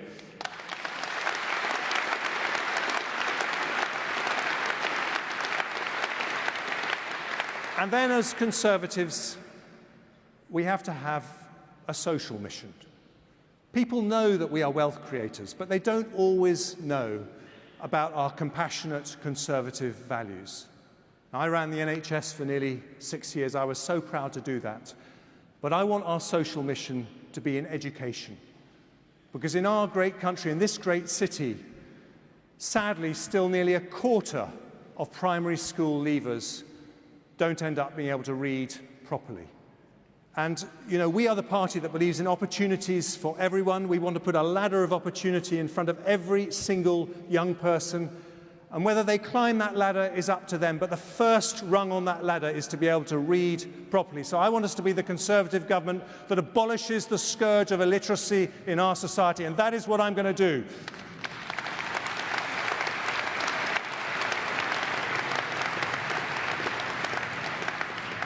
And then finally, I want to make you a political promise to my friends in the Conservative Party. I promise you that I will not take us into a general election until we have got more young people voting Conservative.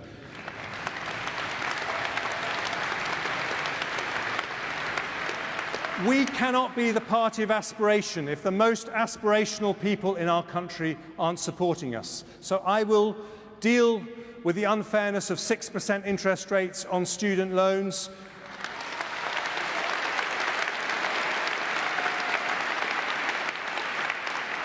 Just as Margaret Thatcher put 1.5 million council tenants on the housing ladder, I'm going to put 1.5 million young people on the housing ladder. I'm going to tackle climate change because I want pollution-free cities in our country within 10 years. But I'm going to do all of this for another reason, which was the heart of Corbyn's success at the last election, was his ability to attract young people with fake and bogus promises. We want them back, and we are not going to ignore a Labour Party under Corbyn, which is the most ruthless, dangerous, anti-British, anti-Western, anti-Semitic, hard-left cabal we've ever had in British political history.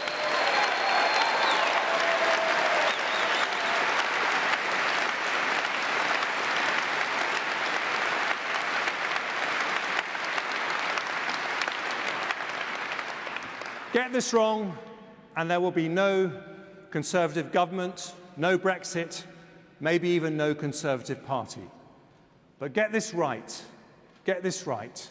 and we will deliver Brexit, unite our party, unleash the potential of our great country, and send Corbyn packing.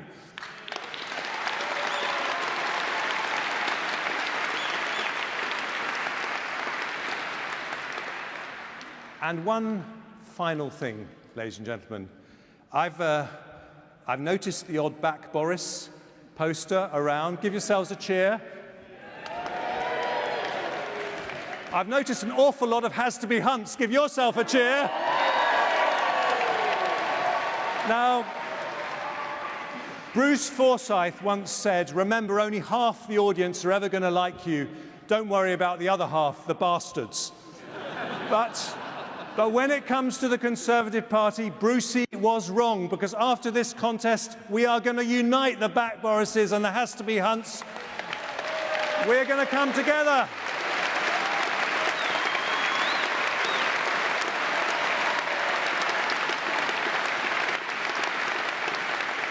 Because that's what our party wants, and that's what our country deserves. Thank you very much.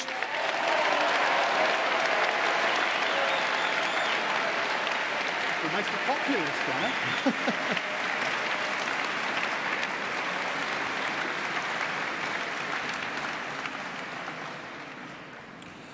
Jeremy, this time next week, either you or Boris will be about to spend your first night in Downing Street. If you don't win, do you want to keep your current job? If I don't win, it would be a huge honour to serve Boris in a way that unites our party and our country.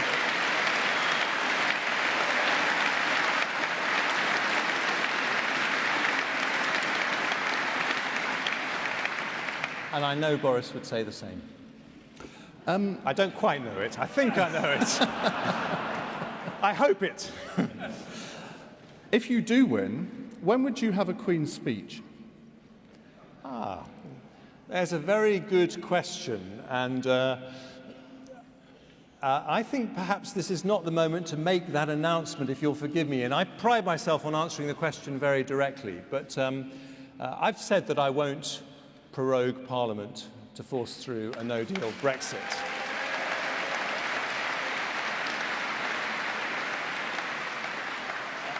I don't think you can do that in a parliamentary democracy. But this Parliament has been going on for 2.5 years now. It's the longest Parliament I can remember. There is precedent and tradition that before you have a Queen's speech, you do prorogue Parliament for a couple of weeks. And it is also traditional to have a Queen's speech in the first week of November. Go figure. Yes. The first week of November is, of course, a very significant week because it happens to be the week of my birthday. Look, we will need to have a Queen's speech soon. If you listen to the things I was talking about in that speech, there's a lot of things there that need legislation. We will need to have a budget very quickly. And by the way, the thing I will commit to tonight is that we will have a budget with the preparations for a no-deal Brexit and those big business tax cuts in the first week of September.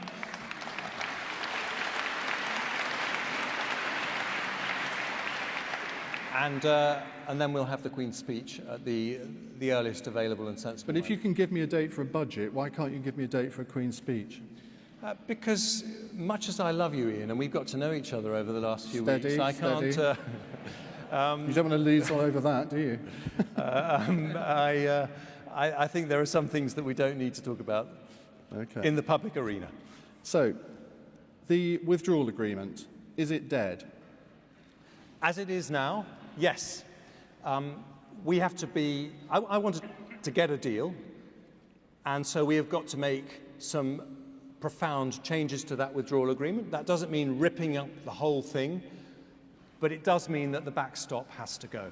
Go entirely or be amended?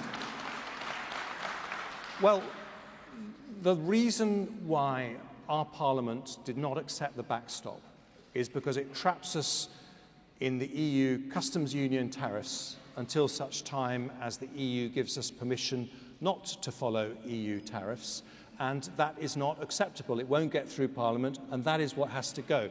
If you're saying that we will remove any guarantees over not having hard border infrastructure on the island of Ireland, then no, I think there is agreement in our party that we can never go back to a hard border on the island of Ireland. Priti Patel is nodding, so I'm feeling safe saying this one. But I think it's clear, I think it's absolutely clear that whoever takes over as Prime Minister will be absolutely committed to the Belfast Good Friday Agreement, one of the greatest achievements of British diplomacy of the last 30 years. But I often get calls from my LBC listeners saying, well, the difference between Jeremy Hunt and Boris Johnson is that we can trust Boris Johnson because we know he feels Brexit in his gut, whereas Jeremy Hunt doesn't because he voted Remain. Now, you did address that in your speech. I completely get that. But how do you Ian, address I that feel problem? democracy in my gut, and that is why I'm going to deliver Brexit.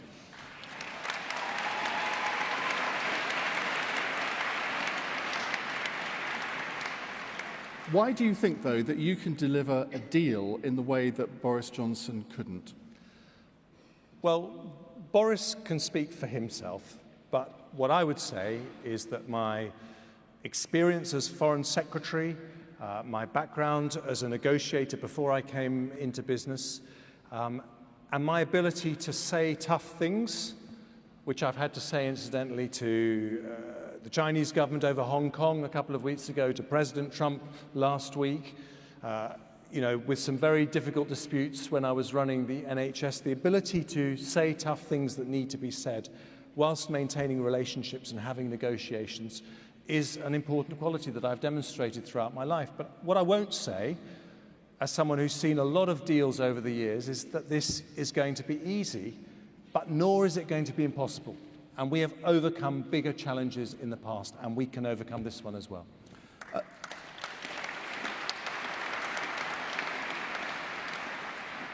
You mentioned Donald Trump there, and you rightly, I think, called him out for his tweets this week about the 4 congresswomen. But neither you nor your opponent actually used the word racist. Why not? Because I am the country's diplomat-in-chief, and I have responsibility for our relationship with our most important ally. And that relationship, by the way, is the foundation of the peace and prosperity that we've had in the world for the last 75 years. And I have to recognize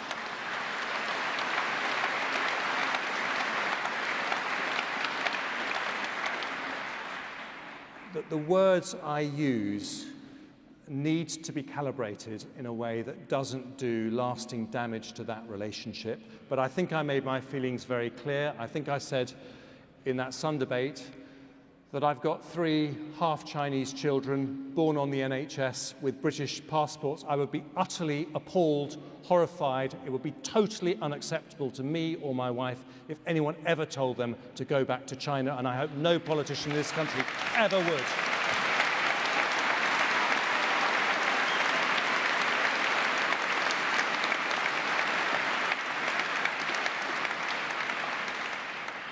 Are you a feminist? I like to think so, yes. What does it mean? Well, of course it means equality between men and women, but it also means being prepared to smash the glass ceilings that have existed for centuries that stop women reaching their full potential. It means backing more women MPs, and we've made great progress in the Conservative Party, but not enough. Still only 20%. Exactly. I've been a big supporter of Anne Jenkins' work with Women to Win. It means more female cabinet ministers. It means doing everything possible to do what we Conservatives believe in, which is no matter who you are, your background, your sexuality or your sex, we are the party of meritocracy, and everyone should be allowed to flourish and prosper.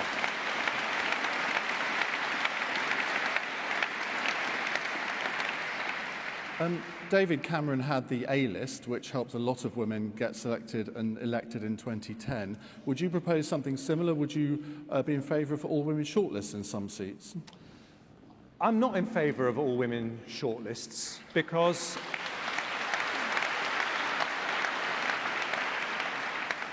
we are a meritocracy, and I think the risk is that that devalues the achievement that a woman makes when she achieves a job if she thinks she got it because of her sex.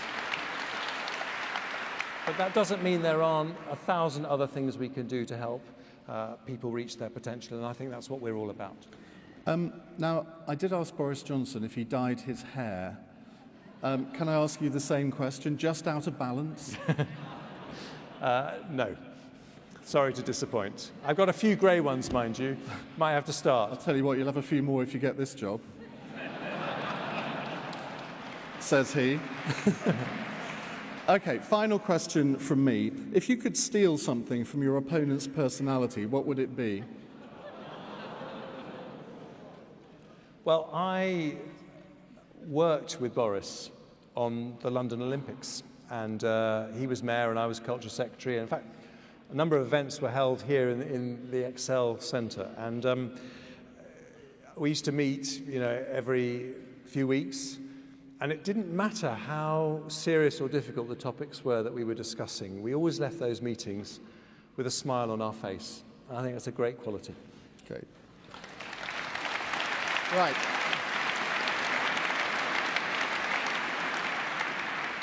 let's start the question and answer session, and we'll start right over there. Lady waving there in the, is it a green cardigan? And then there was somebody here. You. Thank you.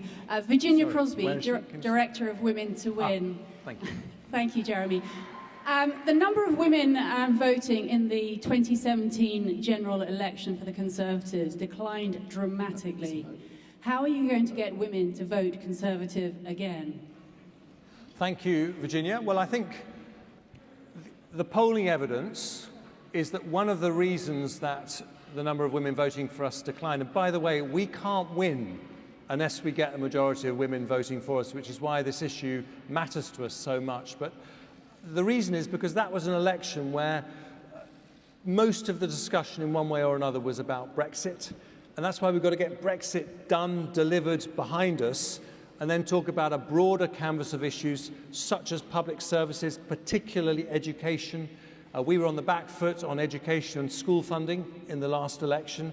That's why it's essential that we sort that out. And by the way, I would do this in the way that I did it with the NHS. I would put more money on the table, but I'd say I want a 10-year plan that's going to show me how we're going to make sure that young people who don't go to university get properly rigorous technical qualifications so we know they can get a decently paid job. I want to see how we're going to abolish illiteracy. And if you can show me how you're going to do that, I'll put more money on the table. And I think talking about those other issues is how we'll succeed, Virginia. Right. You, sir, then will go over here in the green. Mr. Hunt, I would like to probe you further on a point that you made previously about about getting youth back into conservatism. Now, we all know that the education system is massively towards the left. There's a far greater representation of the left than there is the right in conservatism.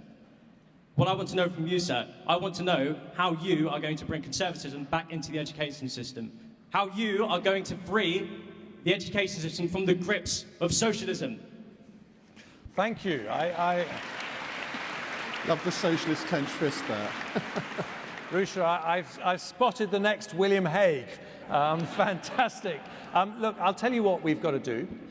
We've got to make sure that we are properly defending free speech on our campuses. And we cannot have a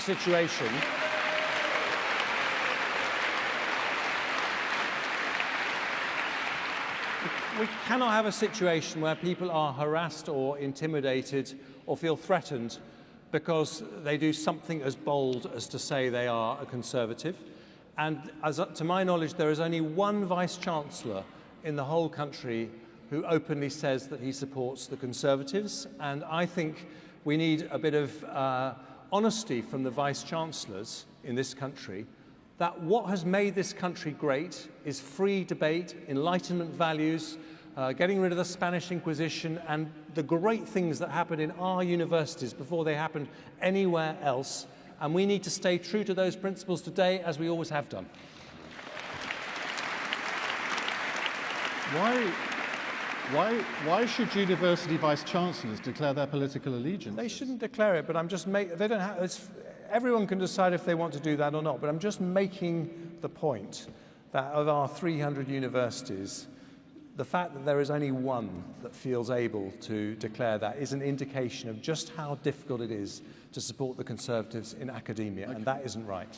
Right, lady there, and then gentleman in the front row of the second section there, waving his hand in the blue jacket. Thank you very much, Mr. Jeremy, and that was a good speech. My name is Shane Walker. My question, at the last election, I actually stood to become a councillor in Dartford. And each time I told my friend I was standing as a Conservative candidate, they were shocked because I'm from the ethnic minority, right?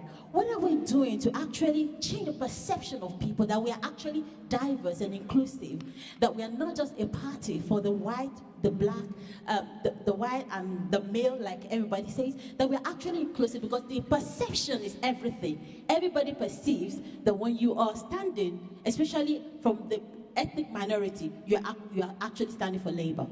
What is your plan? Well, Shinwoke, let me say, first of all,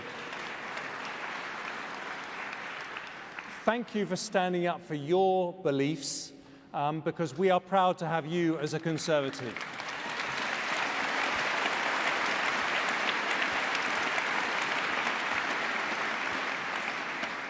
I noticed the back Boris badge, but I've got a has-to-be-hum one to give you in a minute. And the answer to your question is this. Who are the most socially diverse, colourblind group of people in our society? It's young people. They are the people who really don't notice if someone has a different colour to their skin. And so the way we are going to increase the diversity in our own party is by getting more young people involved. And that's why I want them to know, as a businessman, the most powerful thing that you can say to a customer is that you're hungry for their business. And I want every young person in this country to know that we, the Conservatives, are hungry for their votes because we offer them the brightest and best future. We're going for it, and we can prove that with the policies that we're going to announce. Right, the gentleman there, then the guy right by the wall who's doing this. Jeremy, the social care system in this country is broken. As a former Secretary of State for Health and Social Care, how will you fix it? Thank you. And a great question, because we are the party that believes in fairness between the generations. And there is no Conservative in this hall that doesn't want every single older person in our country to be treated with dignity and respect. And very frankly, sir, if I was going to talk about the austerity cuts that I had to bring in as part of David Cameron's cabinet in 2010, I think there were two areas where, with the benefit of hindsight, and it's easy to say these things, they went too far, and one of them was police numbers, and one of them was the social care system. So how do we solve it? I think we've got to do two things. First of all, local councils do need more money to deliver a basic standard of care in social care. And I want a 10-year plan for the social care system, just as I delivered a 10-year plan for the NHS. That was actually my next job. But secondly, it is also about personal responsibility, and we need to encourage more younger people to save for those costs in the very last few months of their lives earlier, just as they save for their pensions. And in this country, after the war, we set up a very strong pension system which made it the norm. And under our Conservative government, we made it even stronger by introducing auto-enroll. And I would like to have a similar system of auto-enroll so that people are automatically putting aside a little bit more for their social care costs towards the end of their lives, so that gradually we move to a society in which people are saving enough. It'll take time, but I think it's the right thing to do. Just to follow up on that, I remember Andy Burnham, Andrew Lansley and Norman Lamb got together, I think it was in 2009, to talk about the future of social care. 10 years ago. You were Health Secretary for 6 years. I take the point about austerity, but do you not think it was a failure on your part not to prioritise social care during your period as Health Secretary? Well, I was formally responsible for it for my last 6 months in the job, but I was very concerned about the social care system because I could see our A&Es filling up around the country because hospitals couldn't find care packages in the community. And I became absolutely convinced that you can't solve the problems of the NHS without addressing the problems in the social care system at the same time. So I do think this is something that we need to do now. Right. Have we got the guy in the corner by the wall? Are you ready? Right, we're going to go to you, and then we will go to you, sir. Good evening, Mr. Hunt. My name is Asha Massey, and I'm Deputy Chair of Diverse Communities. Can you just wave your hand so I can see you? Sorry. Thank you, sir. Madam. I can't see, sorry. Sorry, it is a long way away. Hello? Hello, yes. Come on, fire away. Good evening, Mr. Hunt. My name is Asha Massey, and I'm a Deputy Chair of Diverse Communities for the Conservative Party in Coventry. My question to you is, I met you in Coventry at the UCHW Hospital. I hope you remember me, and then we met at the Hustings. Can we get on with the question, please? Right, okay.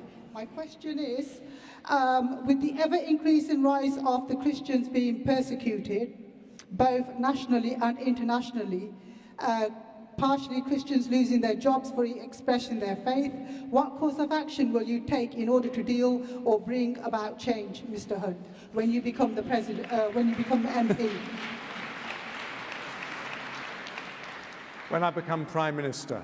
Thank you, Asha. become the Prime Minister. Thank you, Asha. Thank you. Look, it's a very, very important question because 80% of the people around the world who are persecuted for their faith are Christians. And we sometimes think of Christians as white, Western, affluent people, but actually these are some of the poorest people in the world for whom the simple act of going to church is taking a risk with your safety or even your life. And I think we've had a blind spot in British foreign policy, maybe for reasons of political correctness because of the empire or our embarrassment about talking about religion. We haven't done as much as we should. So I commissioned the Bishop of Truro to do an independent report into what more we can do. He published that the week before last. It's an excellent report, and as Prime Minister, I will implement all of his recommendations.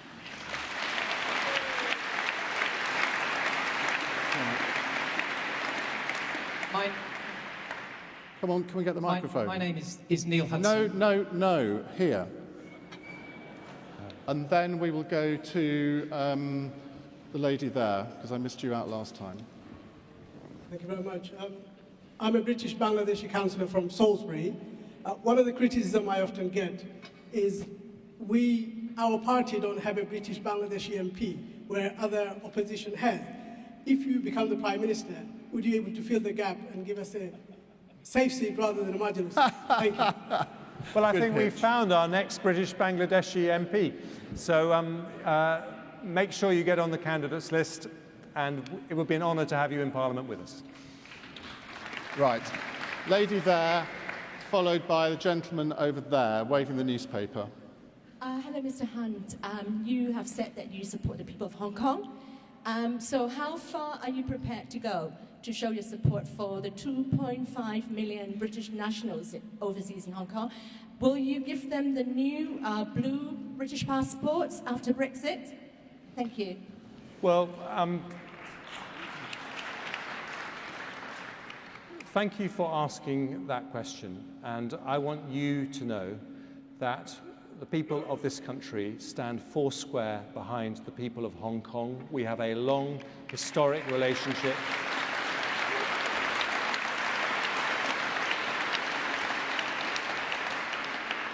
We are so proud of what Hong Kong has achieved, both during British rule and after British rule. And part of that responsibility has been to say difficult things about the need for China to respect the 1984 Joint Declaration. And we are prepared to use our political capital with China to defend what was agreed in that 1984 agreement. I understand your concerns about passports. That is obviously a much bigger issue. But what I want you to know is that we will be there for you, and we will defend the agreements that we've made with other countries that affect Hong Kong that are legally binding, and everyone needs to remember that. Right, gentleman over there, and then the lady there in the blue jacket. Jeremy, thank you for the opportunity of asking a question. My name is Matthew Dobbs. I'm here. He's over there. Yeah, over here. Matthew, hi. Over here. I just want to preamble and say, as an Ulsterman, I'm extremely comforted that both major candidates have committed themselves to no border down the Irish Sea. But my point really is about taxation. Two bits of it. One is you mentioned entrepreneurship. A lot of people set up service companies. They were encouraged by their advisors. They had feedback from HMRC that this was perfectly legitimate. They are now being persecuted, some of them to suicide. The first question is whether you will sort out this mess of retrospectiveness, because that is something that no entrepreneur can take as retrospectiveness. Second thing is a lot of people aren't entrepreneurs, they work. And the taxation system, unfortunately, under a Conservative government, despite Nigel Lawson's proudest boast that he got rid of a major tax every budget, has got more complex. The tapering of pension relief, the fact that people pay over 100% tax rates effectively at certain levels of income is a national disgrace. And I want to hear your plan to sort that out.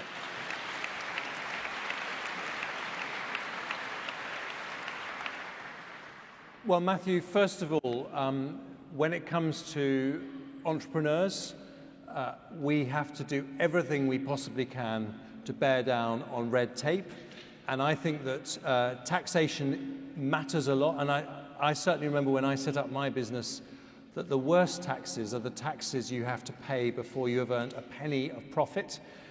And that's why I'm particularly worried about high street businesses that are suffering because of the internet revolution, and is why I've said I will take 90% of high street businesses out of business rates, which I think will make a big difference. But in terms of the overall complexity of the tax system, I actually agree with you, and we should be a party that simplifies the tax system because of all the perverse incentives you get. And I think the most ridiculous thing that's going on at the moment is the number of doctors retiring from the NHS because they maxed out on their pension pots. They retire and then they sell themselves back to the NHS as locums, and we end up paying both their pension and their salary, and that is completely ridiculous, and that is definitely something I want to sort out. What about his point about IR35 and the loan charge? Are you going to sign the loan charge pledge? 200 of your colleagues have done so. I will look at it. I will look at it with sympathy. But I'm not going to give an answer as to what directly I would do, because I do need to get proper advice and understand what is actually happening. But I am someone who understands what it's like to be at the wrong end of these kinds of regulations. The principle of HMRC trying to back tax people 20 years ago surely has to be wrong. Well, I understand that, but we also have to have a fair tax system. So I'm not going to lose the votes of everyone in this room by defending everything that HMRC says. And I said I will look at it with sympathy, but I need to see the facts before I make a decision. Right, the lady that I pointed, where is she? There. The lady there, and then let's go right up to the back there, and the lady in the, no, the lady that's just turned her head round. Yeah, you. Jackie Atkinson, Chairman of the Kids Lit Quiz UK. You said earlier that you want to get all our children reading. If you become Prime Minister, will you stop closing our public libraries and make sure that our primary schools all have a library for the children to use? Thank you, Jackie. Great question. And here's why public libraries matter. Because if you look at this rather shocking statistic that nearly a quarter of our primary school leavers aren't able to read to the required standard, the issue is, on the whole, with families where sadly parents don't read to their children. And you can spot that very early on, even at the age of 4, before they've been formally taught to read. You can spot the children who are at risk of that. So we do need, if we're going to solve this problem, to put in strategies very early on when children are young, and access to books both in their school and outside their school is a very important part of that. Right. The person who I pointed to isn't standing up over there.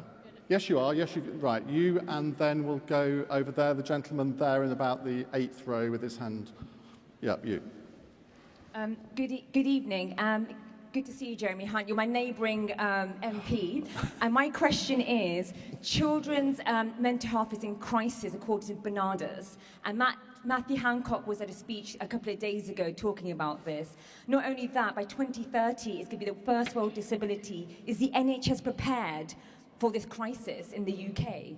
That is such an important question. And you know, one of the things that I discovered when I was Health Secretary is that half of all mental health conditions become established before the age of 14. And the great tragedy is if you don't catch them early, then these conditions, depression, anxiety, can become so entrenched that they're stuck with people for life. And we actually have very good mental health treatment in the NHS, but not enough of it. We have probably more provision than any other major European country, but we have waiting lists that are far too long. So when I was Health Secretary, I launched a children and young people's mental health plan, We will become the first country in Europe to have mental health provision in every secondary school. To do that, we need to hire an extra 9,000 people. That takes time, and so we're only going to get to about a quarter of secondary schools by the time of the next election. But the pilots have started. I think it's the right way to go, and I want us to be a party that ends the scar of mental health problems that really can be prevented if you catch them young enough. Yeah. It was actually you that I meant to ask that question. I think have you got a microphone? Can we get a microphone to the lady there? And then the final question will come from the gentleman over there. Mr. Hunt, you said you feel democracy in your... Just over there. Sorry, could you give me a wave? Hello. Hi. So you said you feel democracy in your gut. So what I want to know is, what do you think of your parliamentary colleagues who have resigned their whip and are now sitting as independents? Do you think they should be forced to have by-elections under a more radical recall programme? Well,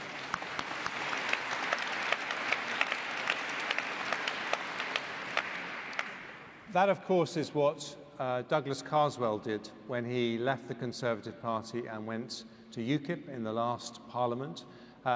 Every MP has to make their own choice in this matter. But what I would say is that all of us as MPs need to remember that people are sending us to Parliament not primarily because of our sterling personal qualities, although we may sometimes like to think that. They're sending us to Parliament because we are Conservatives, and they are expecting us to behave as Conservatives and unite to deliver the Brexit that was in our manifesto at the last election. Every single one of them fought on that.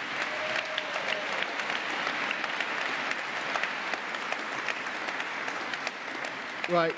Brief question, brief answer, please. Okay. I'll try and summarise as sweetly as possible. Speaking as an ex-young carer, young carers are 4 times more likely to not be able to go to university. 68% of them are bullied at school. 26% of that are because they are young carers. Okay, it's not glamorous, it's not the political issue of the day, but what would you do as Prime Minister to help people in that situation? Well, I'll tell you exactly what I would do. I want to, first of all, the young carers do an incredible job. And if we are going to support you, thank you for what you do.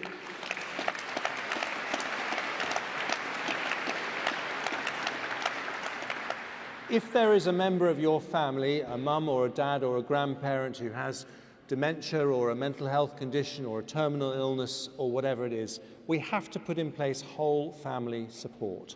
And if we do that, that will help you pursue your studies, get to work, do the things that you need to do. It'll also reduce costs for the NHS and the social care system if we get it right. And I think it's great that we're having these questions at a Conservative hustings, because that shows our compassionate values.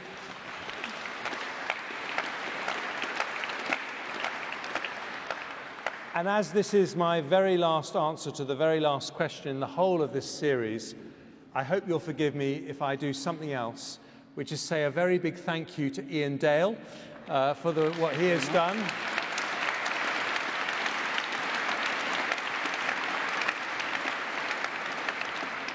And I actually have a little present for Ian. Oh, my God. And this is the Union Jack that I've been wearing on my lapel badge, because I got a few more of them. So, Ian, thank you very much indeed.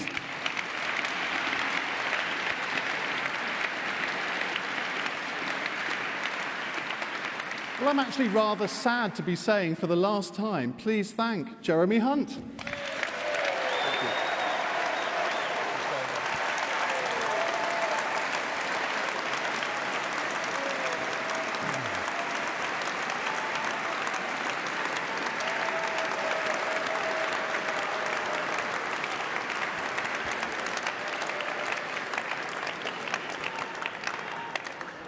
Well, ladies and gentlemen, you did me proud. You asked some brilliant questions. And wasn't it interesting that both for Boris and Jeremy, hardly a question, in fact, I'm not sure there were any questions on Brexit, which we're told the Conservative Party is obsessed by. If you want more Conservative leadership chat, join me at 10 o'clock on LBC. I'm getting a limo bike back to Leicester Square right now. Thank you very much indeed.